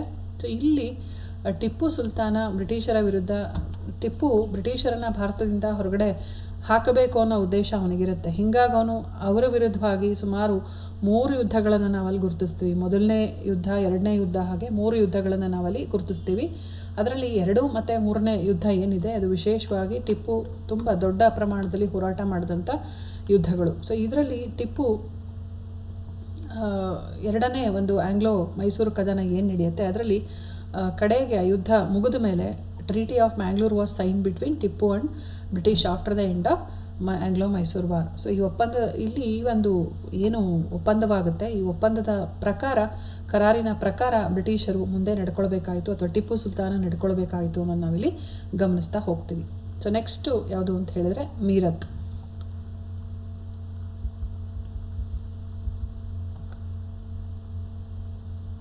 ನೋಡಿ, ಮೀರತ್ ಇಲ್ಲಿ ನೋಡ್ತಾ ಇರೋ ದೆಹಲಿಗೆ ಹತ್ರ ಇರುವಂಥ ಸ್ಥಳ ಇದು. ಸೊ ಮೀರತ್ ಬಗ್ಗೆ ನಾವು ನೋಡೋದಾದರೆ, Meerut it is located near Delhi. This is one of the centre of revolt of 1857. Here about 85 Indian soldiers of the British Army refused to use the fat greased, that is cartridges, and revolted against the British, but later they were imprisoned for 10 years. So ನೋಡಿ, ಇದು ತುಂಬ ಮುಖ್ಯವಾದಂಥ ಸ್ಥಳ. ಇದು ದೆಹಲಿಯ ಹತ್ತಿರ ಇರುವಂಥ ಸ್ಥಳ. ನಿಮಗೆ ಗೊತ್ತಿರೋ ಹಾಗೆ 1857 ದಂಗೆ ಮೊದಲು ಸ್ಫೋಟಗೊಂಡಂಥ ಸ್ಥಳ ಅಂತ ಹೇಳಿದ್ರೆ ಬ್ಯಾರಕ್ಪುರ. ಮಂಗಲ್ ಪಾಂಡೆ ಅಲ್ಲಿ ಹತನಾಗ್ತಾನೆ. ಅದಕ್ಕೆ ಕಾರಣ ಕೊಬ್ಬು ಸವರಿದಂಥ ತೋಟಗಳನ್ನು ಬಳಸಬೇಕು ಅನ್ನೋದು. ಯಾವಾಗ ಹಂದಿ ಮತ್ತು ದನದ ಕೊಬ್ಬುಗಳನ್ನು ಬಳಸಿದಂಥ ತೋಟಗಳನ್ನು ನಾವು ಯೂಸ್ ಮಾಡಲ್ಲ ಅಂಥೇಳಿ ಹಿಂದೂ ಮತ್ತು ಮುಸ್ಲಿಂ ಸೈನಿಕರು ಅದಕ್ಕೆ ವಿರೋಧವನ್ನು ವ್ಯಕ್ತಪಡಿಸ್ತಾರೆ. ಆ ಸಮಯದಲ್ಲಿ ಮಂಗಲ್ ಪಾಂಡೆ ಬ್ಯಾರಕ್ಪುರದಲ್ಲಿ ನಡೆದಂಥ ಒಂದು ದಂಗೆ, ಬ್ಯಾರಕ್ಪುರದಲ್ಲಿ ಅವನು ರೆಜಿಮೆಂಟಲ್ಲಿ ಇದ್ದಂಥ ಒಬ್ಬ ಸೈನಿಕ, ಅವನು ಅದಕ್ಕೆ ವಿರೋಧವನ್ನು ವ್ಯಕ್ತಪಡಿಸೋದ್ರ ಜೊತೆಗೆ ಅಲ್ಲಿದ್ದಂಥ ಇಬ್ಬರು ಅಧಿಕಾರಿಗಳ ಹತ್ಯೆಗೆ ಅವನು ಕಾರಣ ಆಗ್ತಾನೆ. ಬ್ರಿಟಿಷ್ ಅಧಿಕಾರಿಗಳ ಹತ್ಯೆಗೆ ಅವನು ಕಾರಣ ಆಗ್ತಾನೆ. ಕಾರಣ ಆದಾಗ ಅಲ್ಲಿ ಅವನನ್ನು ಸೆರೆ ಹಿಡಿದು ಅವನನ್ನು ನೇಣುಗಂಬಕ್ಕೆ ಏರಿಸ್ತಾರೆ. ಸೊ ಇದರಿಂದ ಇಮ್ಮಿಡಿಯೇಟಾಗಿ ಈ ವಿಷಯ ಅವನನ್ನು ಗಲ್ಲಿಗೇರಿಸಿದ ನೆಕ್ಸ್ಟ್ ಡೇನೇ ಏನಾಗುತ್ತೆ, ಏಪ್ರಿಲ್ 8ನೇ ತಾರೀಕು ಅವನನ್ನು ಗಲ್ಲಿಗೇರಿಸ್ತಾರೆ. ಸೊ ನೆಕ್ಸ್ಟು ಅದೇ ತಿಂಗಳು ನೆಕ್ಸ್ಟ್ ಡೇನೇ ಮೀರತ್ತಲ್ಲಿ ಏನಾಗುತ್ತೆ, ಮೀರತ್ತಲ್ಲಿರುವಂಥ ಸೈನಿಕರು ದಂಗೆ ಹೇಳ್ತಾರೆ. ಅದೇ ಕಾರಣ ಏನು ಅಂದರೆ, they also refuse to use the fat greased cartridges. And ಅಲ್ಲಿ ಏನಾಯಿತು, ಸುಮಾರು 85 ಜನ ಸೈನಿಕರು ಏನು ಮಾಡ್ತಾರೆ, ಅಲ್ಲಿ ವಿರೋಧವನ್ನು ವ್ಯಕ್ತಪಡಿಸ್ತಾರೆ. ಸೊ ಆಗ ಅಲ್ಲಿರುವಂಥ ಅಧಿಕಾರಿಗಳನ್ನು ಅವರು ಅಟ್ಯಾಕ್ ಮಾಡ್ತಾರೆ, ಅಲ್ಲಿರುವಂಥ ಜೈಲನ್ನು ಅವರು ಧ್ವಂಸಗೊಳಿಸ್ತಾರೆ. ಆಗ ಅಲ್ಲಿದ್ದಂಥ ಬ್ರಿಟಿಷ್ ಅಧಿಕಾರಿಗಳು ಅಥವಾ ಏನು ಸೈನ್ಯ ಇತ್ತು, ಆ ಸೈನ್ಯ ಎಲ್ಲ ಸೇರಿ ಅವರನ್ನು ಸೆರೆ ಹಿಡಿತಾರೆ. ಆ ಸೈನ್ಯದವರು ಸೈನಿಕರನ್ನು ಸೆರೆ ಹಿಡಿದು ಅವ್ರನ್ನ ವಿವಸ್ತ್ರಗೊಳಿಸಿ ಅವರನ್ನು ಮೆರವಣಿಗೆ ಮಾಡಿ ಅವರಿಗೆ ತುಂಬ ಅವಮಾನ ಮಾಡೋದ್ರ ಜೊತೆಗೆ 10 ವರ್ಷ ಅವರಿಗೆ ಜೈಲುವಾಸದ ಶಿಕ್ಷೆಯನ್ನು ವಿಧಿಸ್ತಾರೆ. ಸೊ ಇದು ತಕ್ಷಣ ಅಲ್ಲಿರುವಂಥ ಇತರೆ ಸಿಪಾಯಿಗಳು ಜೊತೆಗೆ ಅಲ್ಲಿರುವಂಥ ಸಿವಿಲಿಯನ್ಸು, ಯಾರು ನಾಗರಿಕರು ಇದ್ದಾರೆ ಅವರೆಲ್ಲರೂ ಅವರ ಪರವಾಗಿ ನಿಂತ್ಕೊಳ್ತಾರೆ, ಆ ಸೋಲ್ಜರ್ಸ್ ಪರವಾಗಿ ನಿಂತ್ಕೊಂಡು ಆ ದಂಗೆಯಲ್ಲಿ ಅವರು ಭಾಗವಹಿಸ್ತಾರೆ. ಜೊತೆಗೆ ಇಡೀ ಜೈಲನ್ನು ಸಂಪೂರ್ಣವಾಗಿ ಧ್ವಂಸಗೊಳಿಸಿ ಇವರೆಲ್ಲರೂ ದೆಹಲಿಯ ಕಡೆ ಧಾವಿಸಿ ಹೋಗ್ತಾರೆ. ಅಂದರೆ ಇಲ್ಲಿ 2ನೇ ಸ್ಥಳ ಅಂತ ನಾವು ಹೇಳ್ಬೋದು. 1857 ಸಿಪಾಯಿ ದಂಗೆ ಏನಿದೆ, ಆ ದಂಗೆಗೆ ಸಂಬಂಧಪಟ್ಟಂತೆ 2ನೇ ಸ್ಥಳವಾಗಿ ಇದು ನಮಗೆ ಕಂಡುಬರುತ್ತೆ. ನಾವು ಅನೇಕ ಕೇಂದ್ರಗಳನ್ನು ಗುರುತಿಸ್ತೀವಿ. ಆ ಕೇಂದ್ರಗಳಲ್ಲಿ ಮೀರತ್ತು ಸಹ ಒಂದು. ಯಾಕಂದರೆ ತುಂಬ ದೊಡ್ಡ ಪ್ರಮಾಣದಲ್ಲಿ ಸೈನಿಕರು ಇಲ್ಲಿ ದಂಗೆ ಹೇಳ್ತಾರೆ, ಅವ್ರ ಜೊತೆಗೆ ನಾಗರಿಕರು ಸಹ ಈ ದಂಗೆಯಲ್ಲಿ ಭಾಗವಹಿಸ್ತಾರೆ ಅನ್ನೋದು ನಮಗೆ ತುಂಬ ಮುಖ್ಯ.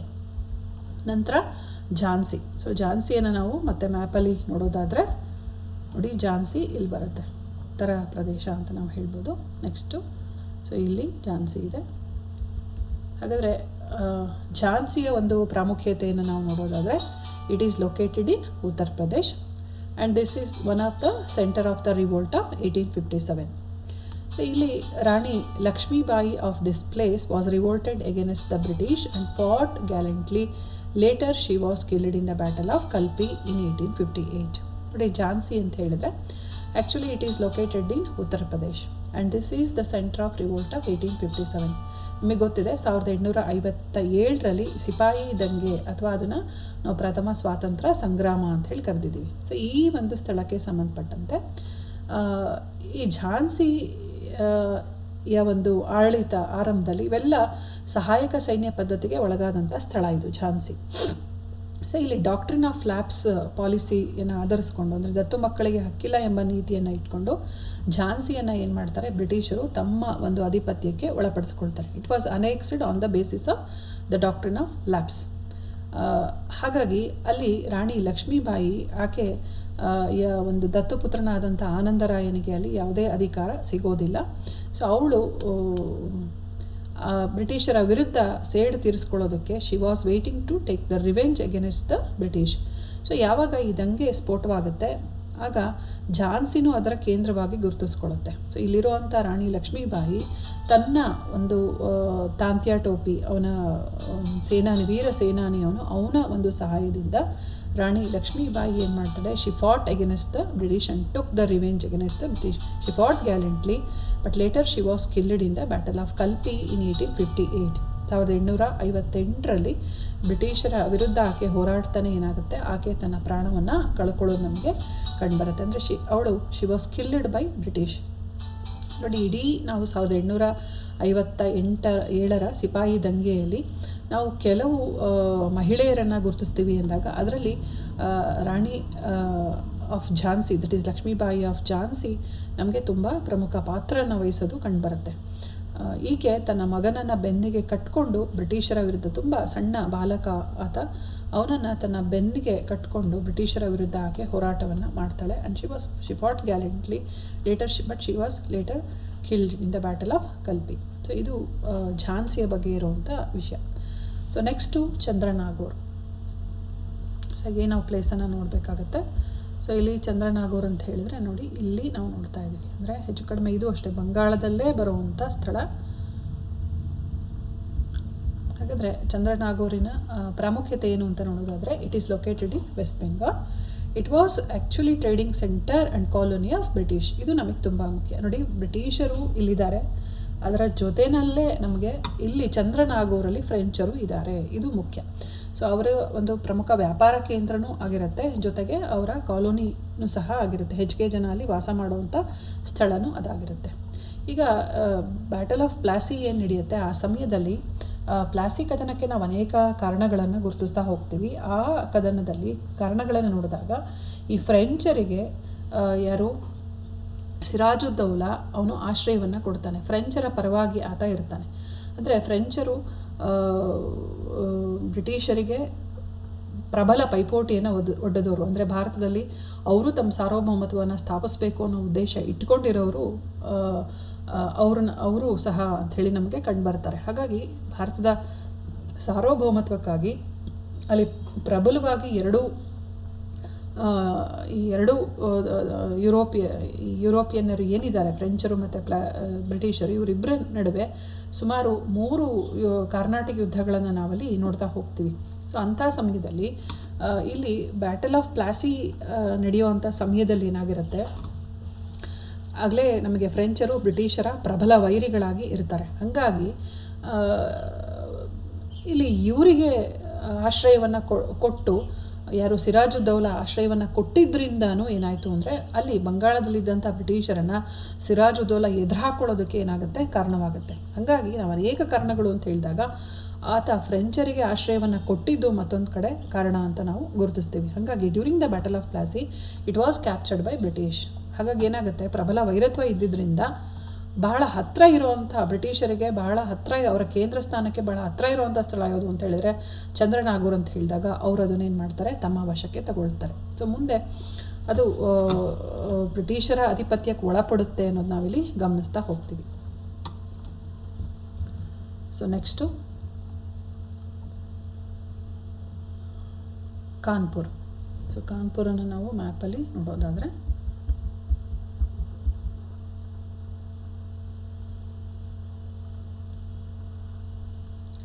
ನೋಡಿ, ಇಲ್ಲಿ ನಾವು ಕಾನ್ಪುರನ್ನು ಗುರುತಿಸ್ತಾ ಇದ್ದೀವಿ. ಉತ್ತರ ಪ್ರದೇಶದಲ್ಲೇ ಬರುವಂಥ ಸ್ಥಳ. ಹಾಗಾದರೆ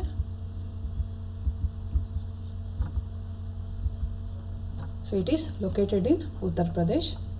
It is one of the center of revolt of 1857. Here the revolt was led by Nana Sahib, adopted son of Bajirao II, and he was defeated by British.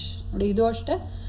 ನಾವು ಅನೇಕ ಕೇಂದ್ರಗಳನ್ನು ಗುರುತಿಸಿದ್ವಿ ಅಂತ ಹೇಳಿದೆ ನಾನು. 1857ರ ದಂಗೆನಲ್ಲಿ ಕೆಲವು ಪ್ರಮುಖ ಕೇಂದ್ರಗಳನ್ನು ಗುರುತಿಸ್ತೀವಿ ಅಂದರೆ ಅದರಲ್ಲಿ ಕಾನ್ಪುರ್ ಸಹ ತುಂಬ ಮುಖ್ಯವಾದಂಥ ಸ್ಥಳ. ಸೊ ಇದು ಉತ್ತರ ಪ್ರದೇಶದಲ್ಲಿದೆ. ಇಲ್ಲಿ ನಡೆದಂಥ ದಂಗೆಯ ನಾಯಕತ್ವವನ್ನು ವಹಿಸ್ತವನು ಯಾರು ಅಂತ ಹೇಳಿದ್ರೆ ನಾನಾ ಸಾಹೇಬ.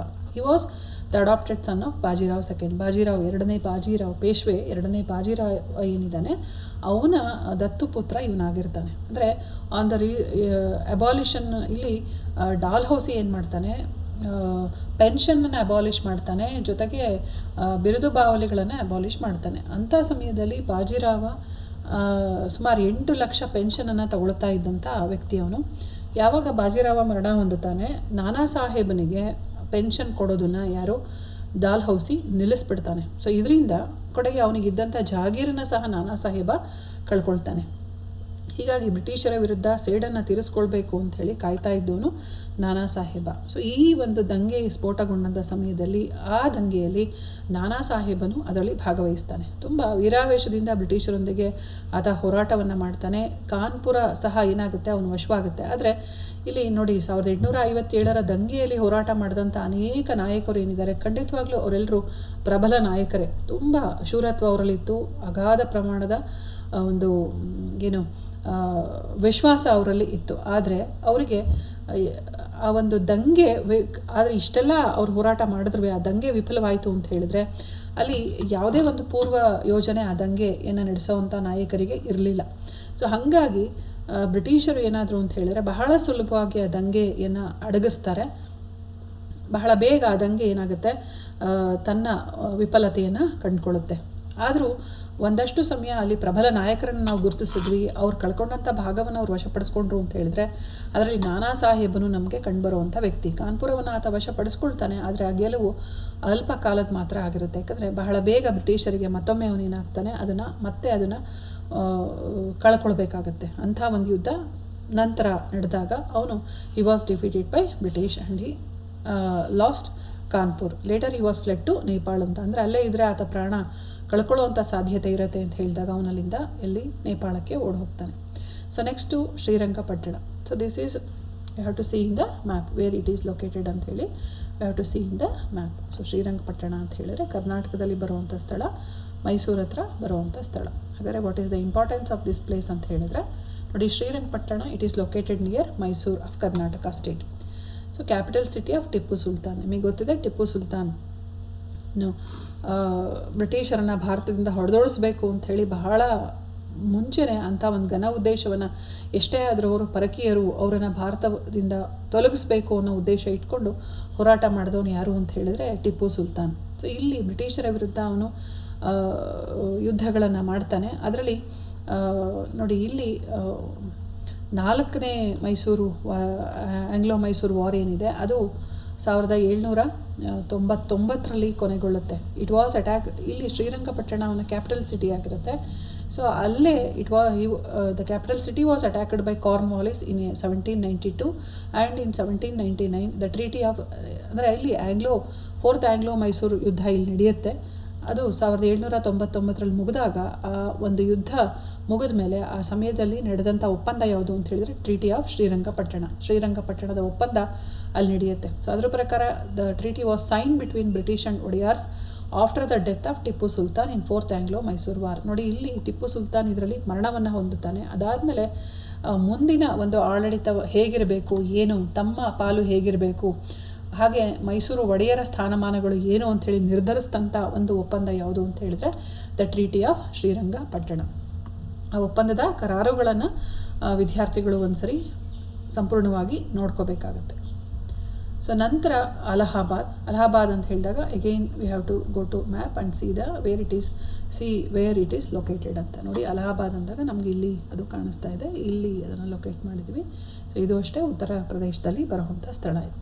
ಹಾಗಾದರೆ ಅಲಹಾಬಾದ್ನ ಇಂಪಾರ್ಟೆನ್ಸ್ ಏನು ಅಂತ ನಾವು ನೋಡೋದಾದರೆ ಇಲ್ಲಿ ನೋಡಿ, it is located in Uttar Pradesh. Here the treaty of Allahabad was sign between Mughal emperor Shah Alam II, Shuja Uddaula of Oudh and Robert Clive in 1765. After the end of the Battle of Buxar, and the treaty marked the political and constitutional involvement and beginning of the British rule in India. The treaty granted Diwani rights to East India Company, that is, right to collect taxes on behalf of Emperor from eastern provinces of Bengal, Bihar and Orissa. ನೋಡಿ, ಇದು ಅಲಹಾಬಾದ್ ಒಪ್ಪಂದ ಅಂತ ಹೇಳಿದ್ರೆ 1764ರಲ್ಲಿ ಬಕ್ಸಾರ್ ಕದನ ಘೋಷಣೆಯಾಗುತ್ತೆ. ಅದು ಮುಗಿದ ಮೇಲೆ 1765ರಲ್ಲಿ ಈ ಬಕ್ಸಾರ್ ಕದನ ಮುಗಿದ ಮೇಲೆ ನಡೆದಂಥ ಒಪ್ಪಂದ ಯಾವುದು ಅಂದರೆ ಅಲಹಾಬಾದ್ ಒಪ್ಪಂದ. ಯಾರ ನಡುವೆ? ಮೊಘಲ್ ಚಕ್ರವರ್ತಿಯಾದಂಥ 2ನೇ ಶಾ ಆಲಂ, ಹಾಗೆ Shuja Uddaulah of Oudh and Robert Clive. So ಇಲ್ಲಿ ಈ ಒಂದು ಒಪ್ಪಂದದ ಪ್ರಕಾರ ಏನಾಯಿತು ಅಂತ ಹೇಳಿದರೆ ನೋಡಿ, ಇಲ್ಲಿ ಇವರು ಬ್ರಿಟಿಷರು ಪೊಲಿಟಿಕಲ್ ಆ್ಯಂಡ್ ಕಾನ್ಸ್ಟಿಟ್ಯೂಷನಲ್ ಇನ್ವಾಲ್ವ್ಮೆಂಟ್ ಇಲ್ಲಿಂದ ಏನಾಗುತ್ತೆ, ಪ್ರಾರಂಭ ಆಗುತ್ತೆ. ನಾನು ಹಿಂದೆ ಹೇಳಿದೆ, ಪ್ಲಾಸಿ ಕದನ ಆದಮೇಲೆ 7 ವರ್ಷದಲ್ಲಿ ಬಕ್ಸಾರ್ ಕದನ ಏನಾಯಿತು, ಅಲ್ಲಿಗೆ ಬಂಗಾಳದ ಒಡೆತನವನ್ನು ಪರೋಕ್ಷವಾಗಿ ಬಂಗಾಳದ ಒಡೆತನ ಬ್ರಿಟಿಷರ ಕೈಗೆ ಹೋಯಿತು. ಅಂದರೆ ಅದಕ್ಕೆ ಈ ಒಂದು ಒಪ್ಪಂದನೇ ಕಾರಣ ಆಗುತ್ತೆ. Here the treaty granted diwani rights to East India company, that is right to collect the taxes on behalf of emperor. ಅಂದರೆ ನೋಡಿ ಇಲ್ಲಿ ಅವರು ಬೆಂಗಾಲ್, ಬಿಹಾರ ಮತ್ತು ಒರಿಸ್ಸಾದ ಟ್ಯಾಕ್ಸನ್ನು ಕಲೆಕ್ಟ್ ಮಾಡ್ಕೊಳ್ಳೋದು ದ್ವಿ ಸರ್ಕಾರ ಅಂತ ಕರಿತೀವಿ, ಡ್ಯುಯಲ್ ಗೌರ್ಮೆಂಟ್ ಅಂತ ಕರಿತೀವಿ. ನೋಡಿ ಇವರು ಬರೀ ಕಂದಾಯವನ್ನು ವಸೂಲು ಮಾಡ್ಕೊಳ್ಳೋ ಕೆಲಸ, ನವಾಬ ಅಲ್ಲಿ ಏನು ಮಾಡಬೇಕು, ಅಡ್ಮಿನಿಸ್ಟ್ರೇಷನ್ನ ಮಾಡಬೇಕು. ಆದರೆ ನವಾಬ ಅಲ್ಲಿ ಬ್ರಿಟಿಷರ ಕೈಗೊಂಬೆಯಂತೆ ಇರ್ತಾನೆ. ಆದರೆ ಪೂರ್ತಿ ಏನಾಯಿತು ಅಂದರೆ ಇಲ್ಲಿ ಇಡೀ ಬಂಗಾಳದ ಒಂದು ಆಧಿಪತ್ಯವನ್ನು ಯಾರು ಶಾ ಅಲ್ಲ ಮೊಘಲ್ ಎಂಪರರ್ ಏನು ಮಾಡ್ತಾನೆ ಅಂದರೆ ಇವ್ರ ಕೈಗೆ ಪೂರ್ತಿ ಕೊಟ್ಟಂಗೆ ಅಂತ ನಾವಲ್ಲಿ ಅಂದ್ಕೊಳ್ಬೇಕಾಗತ್ತೆ. ಅಂದರೆ ಅಲ್ಲಿಂದ ಬ್ರಿಟಿಷರ ಒಂದು ಆಟಾಟೋಪ ಏನಾಗುತ್ತೆ, ಪ್ರಾರಂಭ ಆಗುತ್ತೆ. ಹಂತ ಹಂತವಾಗಿ ಇಡೀ ಬಂಗಾಳವನ್ನು ಕಬಳಿಸೋದಕ್ಕೆ ಈಸ್ಟ್ ಇಂಡಿಯಾ ಕಂಪನಿ ಪ್ರಾರಂಭ ಮಾಡುತ್ತೆ. ಸೊ ಅಂದರೆ ಇಂಥ ಒಂದು ದಿವಾನಿ ರೈಟ್ಸ್ ಏನು ಕೊಟ್ಟರು, ಮುಂದೆ ಇದು ದೊಡ್ಡ ಪ್ರಮಾದಕ್ಕೆ ಕಾರಣ ಆಗುತ್ತೆ. ಈ ದ್ವಿಸರ್ಕಾರ ಪದ್ಧತಿ ಏನಿತ್ತು ಇದು ದೊಡ್ಡ ಪ್ರಮಾದಕ್ಕೆ ಕಾರಣ ಆಗುತ್ತೆ. ಮುಂದೆ 1857ರಲ್ಲಿ ನಾವು ಅನೇಕ ಕಾರಣಗಳನ್ನು ನೋಡ್ತೀವಿ. ಆ ಕಾರಣಗಳಲ್ಲಿ ಈ ದ್ವಿಸರ್ಕಾರ ಪದ್ಧತಿಯಲ್ಲಿ ಬಂಗಾಳವನ್ನು ಅವರು ಏನು ಶೋಷಣೆ ಮಾಡ್ತಾರೆ ಅದು ಒಂದು ಪ್ರಮುಖ ಕಾರಣವಾಗಿ ನಮಗೆ ಕಂಡುಬರ್ತಾ ಹೋಗುತ್ತೆ. ಸೊ ನಂತರ ಸತಾರಾ. ಸೊ ಸತಾರಾ ಅಂದಾಗ again we have to go to map. It is located in Maharashtra as you saw. ನೋಡಿ Satara, it is in this region, that is it is in Maharashtra. So Satara, it is located in Maharashtra. This is the first state annexed to British Empire on the basis of doctrine of lapse. ನೋಡಿ ಇದು ಮೊಟ್ಟ ಮೊದಲಿಗೆ ಬ್ರಿಟಿಷರು doctrine of lapse, ದತ್ತು ಮಕ್ಕಳಿಗೆ ಹಕ್ಕಿಲ್ಲ ಎಂಬ ನೀತಿಯನ್ನು ಅನುಸರಿಸಿ ಅನೇಕ ರಾಜ್ಯಗಳನ್ನು ತಮ್ಮ ಅಧೀನಕ್ಕೆ ಒಳಪಡಿಸ್ಕೊಳ್ತಾರೆ. ಅಂಥ ರಾಜ್ಯಗಳಲ್ಲಿ ಸತಾರಾ ಮೊದಲನೇದು ಅನ್ನೋದು ನಾವಿಲ್ಲಿ ಗಮನಿಸಬೇಕಾಗತ್ತೆ. ಇಲ್ಲಿನ ದೊರೆ ಮಕ್ಕಳು ಇಲ್ದಲೇ ಆತ ಮರಣವನ್ನು ಹೊಂದುತ್ತಾನೆ. ಆದರೆ ಹಾಗಾಗಿ ಅಲ್ಲಿ ಅವನು ಸಾಯೋದಕ್ಕಿಂತ ಮುಂಚೆನೇ ಒಂದು ಮಗುವನ್ನು ದತ್ತು ತಗೊಂಡಿರ್ತಾನೆ. ಆದರೆ ಅಲ್ಲಿ ಆ ದತ್ತು ಮಗುವಿಗೆ ಯಾವುದೇ ಅಧಿಕಾರವನ್ನು ಕೊಡುವಂಥ ಪ್ರಯತ್ನ ಅವರು ಮಾಡಲಿಲ್ಲ. ಹಾಗಾಗಿ ಆ ದತ್ತು ಮಕ್ಕಳಿಗೆ ಹಕ್ಕಿಲ್ಲ ಎಂಬ ನೀತಿಯನ್ನು ಮುಂದಿಟ್ಕೊಂಡು ಸತಾರಾವನ್ನು ಇವ್ರು ಏನು ಮಾಡ್ತಾರೆ, ಬ್ರಿಟಿಷ್ ಅಧಿಪತ್ಯಕ್ಕೆ ಸೇರಿಸ್ಕೊಳ್ಳುವಂಥ ಒಂದು ಪ್ರಯತ್ನ ಆಗುತ್ತೆ. ಈಗ ದತ್ತು ಮಕ್ಕಳಿಗೆ ಹಕ್ಕಿಲ್ಲ ಅಂತ ಹೇಳಿದ್ರೆ ಈ ನೀತಿಯನ್ನು ಜಾರಿಗೆ ತಂದವನು ಯಾರು ಅಂತ ಹೇಳಿದ್ರೆ ನಿಮಗೆ ಗೊತ್ತಿದೆ, ಯಾರು, ಡಾಲ್ಹೌಸಿ ಅಂತ. ಆದರೆ ಈ ದತ್ತು ಮಕ್ಕಳಿಗೆ ಹಕ್ಕಿಲ್ಲ ಎಂಬ ನೀತಿಯನ್ನು ಮೊದಲು ಬ್ರಿಟಿಷ್ ಈಸ್ಟ್ ಇಂಡಿಯಾ ಕಂಪನಿ ಅಂದರೆ ಕೋರ್ಟ್ ಆಫ್ ಡೈರೆಕ್ಟರ್ಸ್ ಏನಿರ್ತಾರೆ ಇದನ್ನು ಅವರು ಯೋಜನೆಯನ್ನು ಹಾಕ್ಕೊಂಡಿರ್ತಾರೆ. 1847ರಲ್ಲೇ ಈ ಒಂದು ನೀತಿಯನ್ನು ಅವರು ಅಳವಡಿಸ್ಕೊಂಡಿರ್ತಾರೆ. ಆದರೆ ಅದನ್ನು ತುಂಬ ಸ್ಟ್ರಿಕ್ಟಾಗಿ ಫಾಲೋ ಮಾಡಿದವನು ಯಾರು ಅಂತ ಹೇಳಿದ್ರೆ ಡಾಲ್ಹೌಸಿ ಅನ್ನೋದು ನಾವಲ್ಲಿ ಗಮನಿಸಬೇಕಾಗತ್ತೆ. ನೋಡಿ ಇಲ್ಲಿ ಅನೇಕ ರಾಜ್ಯಗಳು, ಅನೇಕ ದೇಶೀಯ ಸಂಸ್ಥಾನಗಳು ಏನಾಗ್ತವೆ ಅಂದರೆ ಯಾವ ರಾಜ್ಯಗಳು ಇಲ್ಲಿ ಸಹಾಯಕ ಸೈನ್ಯ ಪದ್ಧತಿಗೆ ಒಳಗಾಗಿರ್ತವೆ ಅಂಥ ರಾಜ್ಯಗಳು ಯಾವುದೇ ಕಾರಣಕ್ಕೂ ದತ್ತು ರಾಜ್ಯಗಳನ್ನು ಆಳ್ತಾ ಇರುವಂಥ ದೊರೆಗಳು ಅಕಸ್ಮಾತ್ ಅವ್ರ ಮಕ್ಕಳು ಇಲ್ಲದೆ ಹೋಯಿತು ಅಂತ ಹೇಳಿದ್ರೆ ದತ್ತು ತಗೊಂಡಿರೋವಂಥ ಸಾಧ್ಯತೆ ಇರುತ್ತೆ. ಆದರೆ ಈ ನೀತಿ ಪ್ರಕಾರ ಆ ದತ್ತು ಮಕ್ಕಳಿಗೆ ಅಧಿಕಾರ ಇಲ್ಲ ಅನ್ನೋ ಒಂದು ಅಂಶವನ್ನು ನಾವು ಈ ಒಂದು ನೀತಿಯಲ್ಲಿ ಗುರುತಿಸ್ತಾ ಇದ್ದೀವಿ. ಸೊ ಅದ್ರ ಪ್ರಕಾರ ಅನೇಕ ರಾಜ್ಯಗಳನ್ನು ಸೇರಿಸ್ಕೊಳ್ಳುವಂಥ ಪ್ರಯತ್ನ ಆಗುತ್ತೆ. ಇದೆಲ್ಲ ರಾಜ್ಯಗಳನ್ನು ಕಬಳಿಸೋದಕ್ಕೆ ಹಾಕ್ಕೊಂಡಂಥ ದುರಾಡಳಿತದ ನೀತಿಗಳು ಅಷ್ಟೇ ಇವೆಲ್ಲ. ಅಂದರೆ ಒಂಥರ ಸಂಚು ಮಾಡಿದ್ರು ಅಂದಾಗ ಅದರಲ್ಲಿ ಇದು ಒಂದು ಕಡೆ ಸಹಾಯಕ ಸೈನ್ಯ ಪದ್ಧತಿ ಒಂದು ಸಂಚಾದರೆ ಮತ್ತೊಂದು ಯಾವುದು ಅಂತ ಹೇಳಿದ್ರೆ ಡಾಕ್ಟ್ರಿನ್ ಆಫ್ ಲ್ಯಾಪ್ಸ್ ಅನ್ನೋದು ಗಮನಿಸ್ಬೇಕಾದ್ರೆ ಸಾಕಷ್ಟು ರಾಜ್ಯಗಳಲ್ಲಿ ಈ ಥರ ದತ್ತು ತೊಗೊಂಡಿರ್ತಾರೆ. ಅದನ್ನು ಗುರುತಿಸಿ ಅವ್ರು ಏನು ಮಾಡ್ತಾರೆ, ಇಂಥ ಒಂದು ನೀತಿಯನ್ನು ಜಾರಿಗೆ ತರ್ತಾರೆ. ಈಗ ಹಿಂದೂ ಸಂಪ್ರದಾಯದ ಪ್ರಕಾರ ಯಾರಿಗೆ ಮಕ್ಕಳಿರೋದಿಲ್ಲ, ರಾಜ ಆಗಲಿ ಒಬ್ಬ ಸಾಮಾನ್ಯ ವ್ಯಕ್ತಿ ಆಗಲಿ, ಅವರು ದತ್ತು ತಗೊಳ್ಳೋದಕ್ಕೆ ಅವಕಾಶ ಇರುತ್ತೆ. ಯಾರು ದತ್ತು ಪುತ್ರ ಇರ್ತಾನೆ ಅವನು ತನ್ನ ಹಿಂದಿನ ಸಂಬಂಧಗಳನ್ನು ಬಿಟ್ಟು ಬರಬೇಕಾಗತ್ತೆ. ಪೂರ್ತಿ ಇವರು ನಮ್ಮವರು ಅನ್ನೋ ಒಂದು ಭಾವನೆಯನ್ನು ಬೆಳೆಸ್ಕೊಂಡು ಅವನು ತನ್ನ ಮುಂದಿನ ಬದುಕನ್ನು ನಡೆಸಬೇಕಾಗತ್ತೆ. ಆದರೆ ಇಲ್ಲಿ ವಿಶೇಷವಾಗಿ ಎಲ್ಲ ಪಿತ್ರಾರ್ಜಿತ ಆಸ್ತಿ ಅಂದರೆ ಯಾರು ತನ್ನನ್ನು ದತ್ತು ತಗೊಂಡಿರ್ತಾನೆ ಆ ತಂದೆಗೆ ಸಂಬಂಧಪಟ್ಟಂಥ ಆಸ್ತಿ ಎಲ್ಲವೂ ಅವನಿಗೆ ಸೇರುತ್ತೆ. ಜೊತೆಗೆ ಅಧಿಕಾರನೂ ಅವನು ವಹಿಸ್ಕೊಳ್ಳೋದಕ್ಕೆ ಈ ಒಂದು ಅವಕಾಶ ಅಲ್ಲಿರುತ್ತೆ. ಆದರೆ ಈ ಥರ ದತ್ತು ಮಕ್ಕಳಿಗೆ ಹಕ್ಕಿಲ್ಲ ಎಂಬ ನೀತಿಯನ್ನು ಜಾರಿಗೆ ತಂದಾಗ ಅನೇಕ ರಾಜ್ಯಗಳು ಏನಾಗ್ತವೆ, ಬ್ರಿಟಿಷ್ ಆಧಿಪತ್ಯಕ್ಕೆ ಸೇರಿಕೊಳ್ತವೆ. ಅದರಲ್ಲಿ ಫಸ್ಟ್ ಸ್ಟೇಟ್ ಯಾವುದು ಅಂದರೆ ಸತಾರಾ. ಫಸ್ಟ್ ಸ್ಟೇಟ್ ಯಾವುದು ಅಂದರೆ ಸತಾರಾ. ಇದೇ ಥರ ಝಾನ್ಸಿ ಆಗಿರ್ಬೋದು, ಔದ್ ಆಗಿರ್ಬೋದು, ಇವೆಲ್ಲವೂ ಅಲ್ಲಿ ಏನಾಗ್ತವೆ, ಬ್ರಿಟಿಷ್ ಆಧಿಪತ್ಯಕ್ಕೆ ಸೇರ್ತಾ ಹೋಗ್ತವೆ. ಇಲ್ಲಿ ಅಪ್ಪ ಸಾಹಿಬ ಈ ಭಾಗವನ್ನು ಆಳ್ವಿಕೆ ಮಾಡ್ತಾ ಇದ್ದವನು ಯಾರು ಅಂತ ಹೇಳಿದ್ರೆ ಅಪ್ಪ ಸಾಹಿಬ. ಇವನು ಮಕ್ಕಳಿರೋದಿಲ್ಲ. ಆತ ಮರಣದ ಮುಂಚೆನೇ ಒಬ್ಬ ಮಗನನ್ನು ದತ್ತು ತಗೊಂಡಿರ್ತಾನೆ. ಆದರೆ ಇವನು ಮರಣ ಹೊಂದುತ್ತಿದ್ದಂಗೆ ಈ ನೀತಿಯನ್ನು ಅಳವಡಿಸ್ಕೊಂಡು ಆ ಸ್ಟೇಟನ್ನು ಏನು ಮಾಡ್ತಾರೆ, ಬ್ರಿಟಿಷರು ತಮ್ಮ ಆಧಿಪತ್ಯಕ್ಕೆ ಒಳಪಡಿಸ್ಕೊಳ್ತಾರೆ. So next Tiruchanapalli. So Tiruchanapalli ನೋಡಿ ಇಲ್ಲಿ ಟು ದ ಸೌತ್ ಇಂಡಿಯಾದಲ್ಲಿದೆ, to the south of Madras you can say. It is situated in Tamil Nadu and it is situated to the south of Pondicherry, to the south of Madras. So Pondicherry, it is located near Madras. This was the capital city and important trading center of French anta ನಾವು Murshidabad,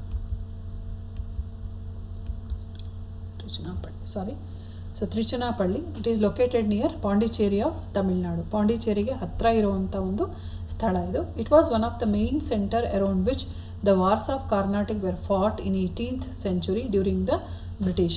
The French struggle for supremacy in India. It is Deccan ಇದು. ನೋಡಿ ಇಲ್ಲಿ Tiruchirappalli ಅಂತ ಹೇಳಿದ್ರೆ it is located near Pondicherry of Tamil Nadu and it was one of the main center. Main center means ಇಲ್ಲಿ ಬ್ರಿಟಿಷರು ಮತ್ತು ಫ್ರೆಂಚರ ನಡುವೆ ದಕ್ಕನಿನ ಸಾರ್ವಭೌಮತ್ವಕ್ಕಾಗಿ 3 ಯುದ್ಧಗಳು ನಡೀತವೆ. ಆ 3 ಯುದ್ಧಗಳಲ್ಲಿ ಮೂರನೇ ಒಂದು ಕರ್ನಾಟಿಕ್ ಯುದ್ಧ ನಡೆಯುತ್ತೆ. ಸೊ ಅಂತ್ಯದಲ್ಲಿ ನಡೆಯುವಂಥ ಒಂದು ಕರ್ನಾಟಿಕ್ ಯುದ್ಧ ಏನಿದೆ ಅದರಲ್ಲಿ ಮುಖ್ಯವಾಗಿ ನಾವು ಗುರುತಿಸ್ತಾ ಇರುವಂಥ ಸ್ಥಳ ಇದು. ಇದು ಹಿಂದೂಗಳಿಂದ ಆಳ್ವಿಕೆಗೆ ಒಳಪಟ್ಟಂಥ ಸ್ಥಳವಾಗಿರುತ್ತೆ. ಸೊ ಈ ಸ್ಥಳದಲ್ಲಿ ಮೂರನೇ ಕರ್ನಾಟಿಕ್ ಯುದ್ಧ ಅಂತ್ಯದಲ್ಲಿ ನಾವೇನು ಗುರುತಿಸ್ತೀವಿ ಅಲ್ಲಿ ಈ ಯುದ್ಧ ಇಲ್ಲಿ ನಡೆಯುತ್ತೆ. ಬ್ಯಾಟಲ್ ಆಫ್ ನೆಕ್ಸ್ಟ್ ವಾಂಡಿವಾಶ್ ಕದನ ಅಂತ ನಾವು ಕರಿತೀವಿ. ವಾಂಡಿವಾಶ್ ಕದನ ಅಂತ್ಯದಲ್ಲಿ ನಡೆಯುತ್ತೆ. ಅಲ್ಲಿ ನಡೆದಂಥ ಸಮಯದಲ್ಲಿ ತಿರುಚನಾಪಳ್ಳಿ ಸಹ ಆಳ್ವಿಕೆ ಮಾಡ್ತಾ ಇದ್ದಂಥ ದೊರೆಗಳಾಗಲಿ ಅಥವಾ ತಿರುಚನಾಪಳ್ಳಿಯ ಒಂದು ಪ್ರಬಲವಾದಂಥ ಕೋಟೆಯನ್ನು ವಶಪಡಿಸ್ಕೊಳ್ಳುವಂಥ ಉದ್ದೇಶನೂ ನಮಗಿಲ್ಲಿ ಕಂಡುಬರ್ತಾ ಹೋಗುತ್ತೆ.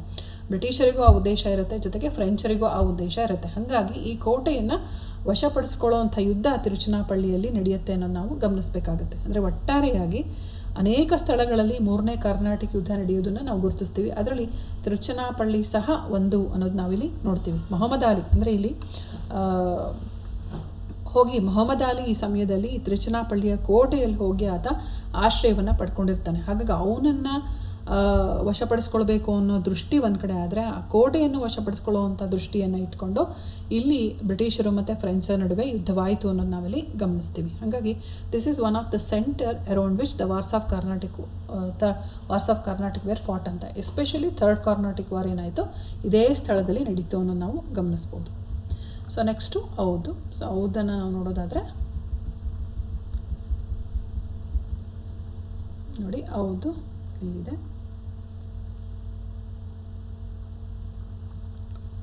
ಹಾಗಾದರೆ so Oudh is located in Uttar Pradesh.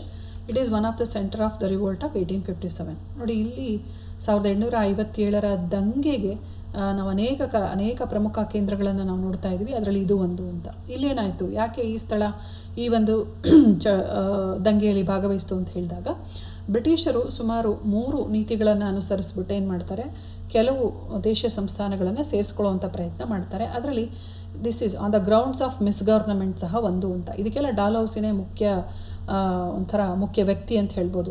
ಈ ಎಲ್ಲ ನೀತಿಗಳನ್ನು ಸೃಷ್ಟಿಸ್ತವನು ಯಾರು ಅಂತ ಹೇಳಿದ್ರೆ ಡಾಲ್ಹೌಸಿನೇ. ಹಾಗಾಗಿ on the grounds of misgovernment some states were annexed to the British, that is some states were annexed to the British ಸಾಮ್ರಾಜ್ಯಕ್ಕೆ ಅಂತ ನಾವೇನು ಕರೀತಾ ಇದ್ವಿ. ಅಂದರೆ ಈಸ್ಟ್ ಇಂಡಿಯಾ ಕಂಪನಿಯ ಒಂದು ಆಧಿಪತ್ಯಕ್ಕೊಳಪಟ್ಟಂಥ ಸ್ಥಳಗಳು ಏನಿತ್ತು ಆ ಸ್ಥಳ ಜೊತೆಗೆ ಇದನ್ನು ಸೇರಿಸ್ಕೊಳ್ಳುವಂಥ ಒಂದು ಪ್ರಯತ್ನ ಆಗುತ್ತೆ. ಆನ್ ದ ಗ್ರೌಂಡ್ಸ್ ಆಫ್ ಮಿಸ್ಗವರ್ನಮೆಂಟ್ ಅಂತ. ನೋಡಿ ಇದು ಅಷ್ಟೇ ಸಹಾಯಕ ಸೈನ್ಯ ಪದ್ಧತಿಗೆ ಒಳಗಾದಂಥ ಸ್ಥಳ ಇದು. ಇಲ್ಲಿ ಒಬ್ಬ ಬ್ರಿಟಿಷ್ ರೆಸಿಡೆಂಟು ಅಲ್ಲಿರ್ತಾನೆ. ಇವರು ಪದೇ ಅಲ್ಲಿ ಇರುವಂಥ ಒಂದು ಆಡಳಿತ ಏನು ನಡೀತಾ ಇರುತ್ತೆ, ವಾಜಿದ್ ಅಲಿ ಶಾ ಆಡಳಿತ ನಡೆಸ್ತಾ ಇರಬೇಕಾದ್ರೆ ಆಡಳಿತದ ಮಧ್ಯೆ ಇವರು ಬಂದು ಮೂಗು ತುರಿಸ್ತಾ ಇರ್ತಾರೆ. ಒಂಥರ ಅಲ್ಲಿ ಒಳ ಆಡಳಿತವನ್ನು ಪ್ರವೇಶ ಮಾಡಿಬಿಟ್ಟು ಒಂದು ರೀತಿ ಗೊಂದಲವನ್ನು ಅವರು ಸೃಷ್ಟಿ ಮಾಡ್ತಾ ಇರ್ತಾರೆ. ಹಾಗಾಗಿ ಅಲ್ಲಿ ತುಂಬ ಒಂದು ರೀತಿ ಅತೃಪ್ತ ವಾತಾವರಣ ಅಲ್ಲಿ ಸೃಷ್ಟಿಯಾಗುತ್ತೆ. ಸರಿಯಾಗಿ ಆಡಳಿತವನ್ನು ನಡೆಸೋದಕ್ಕೆ ವಾಜಿದ್ ಅಲಿ ಶಾನ್ಗೆ ಅಲ್ಲಿ ಅವಕಾಶನೇ ಆಗೋದಿಲ್ಲ. ಸೊ ಅದನ್ನು ಗಮನದಲ್ಲಿಟ್ಕೊಂಡು ಇವರೇನು ಮಾಡ್ತಾರೆ, ಡಾಲ್ಹೌಸಿ ಅದನ್ನು ಅನೆಕ್ಸ್ ಮಾಡ್ಕೊಳ್ಳೋವಂಥ ಒಂದು ಯೋಚನೆ ಮಾಡ್ತಾನೆ. ಈವನ್ ಆ ಸಮಯದಲ್ಲಿ ಕೋರ್ಟ್ ಆಫ್ ಡೈರೆಕ್ಟರ್ಸು ಯಾರು ಬೋರ್ಡ್ ಆಫ್ ಕಂಟ್ರೋಲ್ ಅವರು ಏನಿದ್ದಾರೆ ಅವರು ಸಹ ಅದೇ ಒಂದು ಅಭಿಪ್ರಾಯವನ್ನು ವ್ಯಕ್ತಪಡಿಸ್ತಾರೆ. ಹಾಗಾಗಿ ಆ ಸಹಾಯಕ ಸೈನ್ಯ ಏನಿತ್ತು ಅದೇ ಸೈನ್ಯವನ್ನು ಬಳಸ್ಕೊಂಡು ಡಾಲ್ಹೌಸಿ ಏನು ಮಾಡ್ತಾನೆ, ಈ ಒಂದು ಔದನ್ನು ಯುದ್ಧದ ಮೂಲಕ ಏನು ಮಾಡ್ತಾನೆ, ವಶಪಡಿಸ್ಕೊಳ್ತಾನೆ. ಸೊ ಅಲ್ಲಿಗೆ ವಾಜಿದ್ ಅಲಿ ಶಾ ಏನಾಯಿತು, ಅಧಿಕಾರವನ್ನು ಕಳ್ಕೊಳ್ತಾನೆ.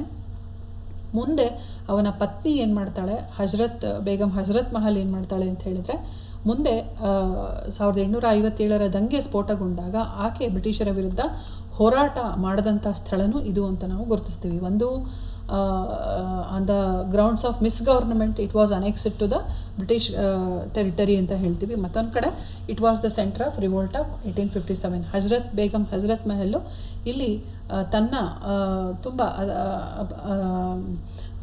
ಅಪ್ರಾಪ್ತ ವಯಸ್ಸಿನ ಮಗನಾದಂಥ ಮಗನನ್ನು ಇಲ್ಲಿ ನವಾಬ ಅಂಥೇಳಿ, ಯಾವುದನ್ನ ನವಾಬ ಅಂಥೇಳಿ ಘೋಷಣೆ ಮಾಡೋದ್ರ ಜೊತೆಗೆ ಬ್ರಿಟಿಷರ ವಿರುದ್ಧ ಆಕೆ ಯುದ್ಧವನ್ನು ಸಾರ್ತಾಳೆ. ಈವನ್ ಅಲ್ಲಿ ಬ್ರಿಟಿಷ್ ಅಧಿಕಾರಿಗಳು ಆಕೆಯಿಂದ ಮರಣವನ್ನು ಹೊಂದುತ್ತಾರೆ. ಆಮೇಲೆ ಕೆಲವು ಸಮಯ ಆಕೆ ತುಂಬ ಕೆಲವು ಪ್ರದೇಶಗಳನ್ನು ವಶಪಡಿಸ್ಕೊಳ್ಳೋದ್ರಲ್ಲೂ ಆಕೆ ಸಫಲರಾಗ್ತಾಳೆ. ಆದರೆ ಎಲ್ಲ ಕಡೆಯೂ ಅಷ್ಟೇ, ಇಲ್ಲಿ ವೀರಾವೇಶದಿಂದ ನಾಯಕರು ಹೋರಾಟ ಮಾಡಿ ಕೆಲವು ಪ್ರದೇಶಗಳನ್ನು ವಶಪಡಿಸ್ಕೊಂಡ್ರೆ ಆ ಗೆಲುವು ಅಲ್ಪಕಾಲಿಕ ಗೆಲುವಾಗಿರುತ್ತೆ ಅನ್ನೋದು ನಾವು ಗಮನಿಸಬೇಕು. ಯಾಕಂದರೆ ಬ್ರಿಟಿಷರ ಬಲವಾದಂಥ ಸೈನ್ಯವಾಗಲಿ, ಬಲವಾದಂಥ ಅವರ ಆಧುನಿಕ ಶಸ್ತ್ರಾಸ್ತ್ರಗಳ ಮುಂದೆ ಇಲ್ಲಿ ನಮ್ಮ ಸ್ಥಳೀಯ ಏನು ದಂಗೆಕೋರರು ಸೋಲನ್ನು ಒಪ್ಕೊಳ್ಳೇಬೇಕಾಯಿತು ಅನ್ನೋದು ನಾವಲ್ಲಿ ಗಮನಿಸ್ತೀವಿ. So next Barrackpore. So Barrackpore ಅಂದಾಗ again we have to go to map and we have to see where it is located. So Barrackpore ಅಂತ ಹೇಳಿದರೆ ನೋಡಿ, ಇಲ್ಲಿ ನಮಗೆ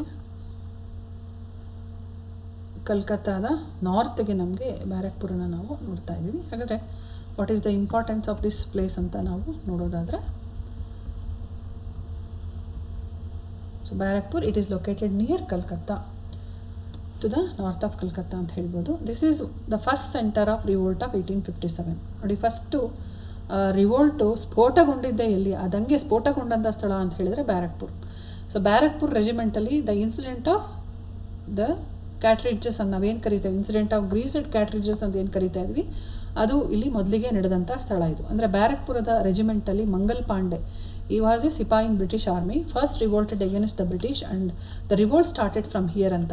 ಅಂದರೆ ಇನ್ಸಿಡೆಂಟ್ ಆಫ್ ಗ್ರೀಸ್ಡ್ ಕ್ಯಾಟ್ರಿಡ್ಜಸ್ನ ನಾವಲ್ಲಿ ಪ್ರಸ್ತಾಪ ಮಾಡಬೇಕಾಗತ್ತೆ. ನಿಮಗೆ ಗೊತ್ತಿರೋ ಹಾಗೆ ಅಲ್ಲಿ ತೋಟಗಳನ್ನು ಬಳಸೋದಕ್ಕೆ ಹೊಸ ತೋಟಗಳನ್ನು ಇಂಟ್ರೊಡ್ಯೂಸ್ ಮಾಡಿರ್ತಾರೆ ಬ್ರಿಟಿಷ್ ಸೈನ್ಯದಲ್ಲಿ. ಆ ತೋಟಗಳು ದನದ ಕೊಬ್ಬು ಮತ್ತು ಹಂದಿಯ ಕೊಬ್ಬನ್ನು ಸವರಿ ಆ ತೋಟಗಳನ್ನು ಮಾಡಿರ್ತಾರೆ. ಅದರ ಮೇಲಿನ ಕವರನ್ನು ಬಾಯಿಂದ ತೆಗೆದು ಆ ತೋಟಗಳನ್ನು ತುಂಬಿಸ್ಕೊಳ್ಬೇಕಾಗಿರುತ್ತೆ. ಸೊ ಹಾಗೆ ಗನ್ಗಳಲ್ಲಿ ಅದನ್ನು ತುಂಬಿಸ್ಕೊಳ್ಬೇಕಾಗಿರುತ್ತೆ. ಹಾಗಾಗಿ ಅಲ್ಲಿ ಅವುಗಳನ್ನು ನಾವು ಬಳಸೋದಿಲ್ಲ. ಯಾಕಂದರೆ ದನ ಅಥವಾ ಹಸು ಏನಾಗುತ್ತೆ, ಹಿಂದೂಗಳಿಗೆ ಪವಿತ್ರ ಪ್ರಾಣಿ, ಆದರೆ ಅಲ್ಲಿ ಹಂದಿ ಮುಸ್ಲಿಮರಿಗೆ ನಿಕೃಷ್ಟವಾಗಿರುವಂಥ ಪ್ರಾಣಿ. ಹಾಗಾಗಿ ಆ ಥರ ನಾವು ಅದನ್ನು ಬಾಯಿಂದ ತೆಗೆಯೋದಕ್ಕೆ ಅಥವಾ ಅವುಗಳನ್ನು ಬಳಸೋದಕ್ಕೆ ನಾವು ಒಪ್ಪಲ್ಲ ಅಂತ ಹೇಳಿದಾಗ ಅದಕ್ಕೆ ಬ್ರಿಟಿಷರು ಏನು ಮಾಡ್ತಾರೆ, ವಿರೋಧವನ್ನು ವ್ಯಕ್ತಪಡಿಸ್ತಾರೆ. ಇಲ್ಲ, ಮಾಡಲೇಬೇಕು ಅಂಥೇಳಿ ಕಡಾಖಂಡಿತತೆ ಇದ್ದಾಗ ಅದನ್ನು ತೀವ್ರವಾಗಿ ಪ್ರತಿರೋಧಿಸಿದವನು ಮೊದಲಿಗೆ ಯಾರು ಅಂತ ಹೇಳಿದ್ರೆ ಮಂಗಲ್ ಪಾಂಡೆ. ಅವನು ಅಲ್ಲಿದ್ದಂಥ ಇಬ್ಬರು ಬ್ರಿಟಿಷ್ ಅಧಿಕಾರಿಗಳನ್ನು ಹತ್ಯೆ ಮಾಡ್ತಾನೆ. ಇದರಿಂದ ಅವನನ್ನು ಬ್ರಿಟಿಷರು ಸೆರೆ ಹಿಡಿದು ಅವನನ್ನು ಗಲ್ಲಿಗೂ ಹಾಕ್ತಾರೆ. ಅಂದರೆ he was hanged till death ಅಂತ, he was captured and he was hanged ಅಂತ. ಬಟ್ ಇಲ್ಲಿಂದ ಲೇಟರ್ ಏನಾಯಿತು ಅಂದರೆ, ಈ ಒಂದು ಘಟನೆ ಏನಾಯಿತು, ಖಂಡಿತವಾಗ್ಲೂ ಸಿಪಾಯಿಗಳಿಗೆ ಸಾಕಷ್ಟು ಅತೃಪ್ತ ವಾತಾವರಣ ಒಂದು ಕಡೆ ಇದೆ.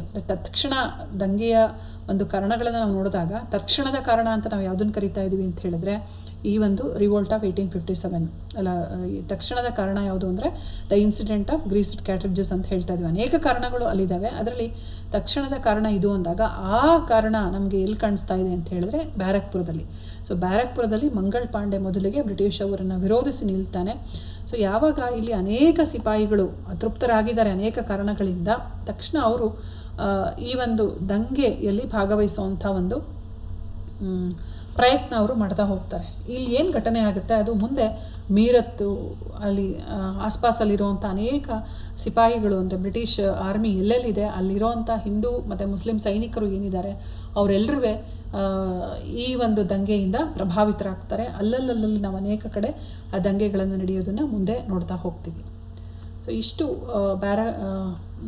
ಏನು ಈ ಒಂದು 20 ಸ್ಥಳಗಳ ಬಗ್ಗೆ ಇರುವಂಥ ಒಂದು ಹಿಸ್ಟಾರಿಕಲ್ ಇಂಪಾರ್ಟೆನ್ಸು. ಸೊ ವಿದ್ಯಾರ್ಥಿಗಳು ಇದನ್ನು ಗಮನಿಸಬೇಕು. ಜೊತೆಗೆ ಇನ್ನಷ್ಟು ವಿಷಯಗಳನ್ನು ಸಂಗ್ರಹ ಮಾಡುವಂಥ ಪ್ರಯತ್ನ ಮಾಡಿ ಇನ್ನೂ ಸಮರ್ಪಕವಾಗಿರುವಂಥ ಉತ್ತರಗಳನ್ನು ಬರೆಯುವಂಥ ಪ್ರಯತ್ನ ವಿದ್ಯಾರ್ಥಿಗಳು ಮಾಡಬಹುದು. Thank you.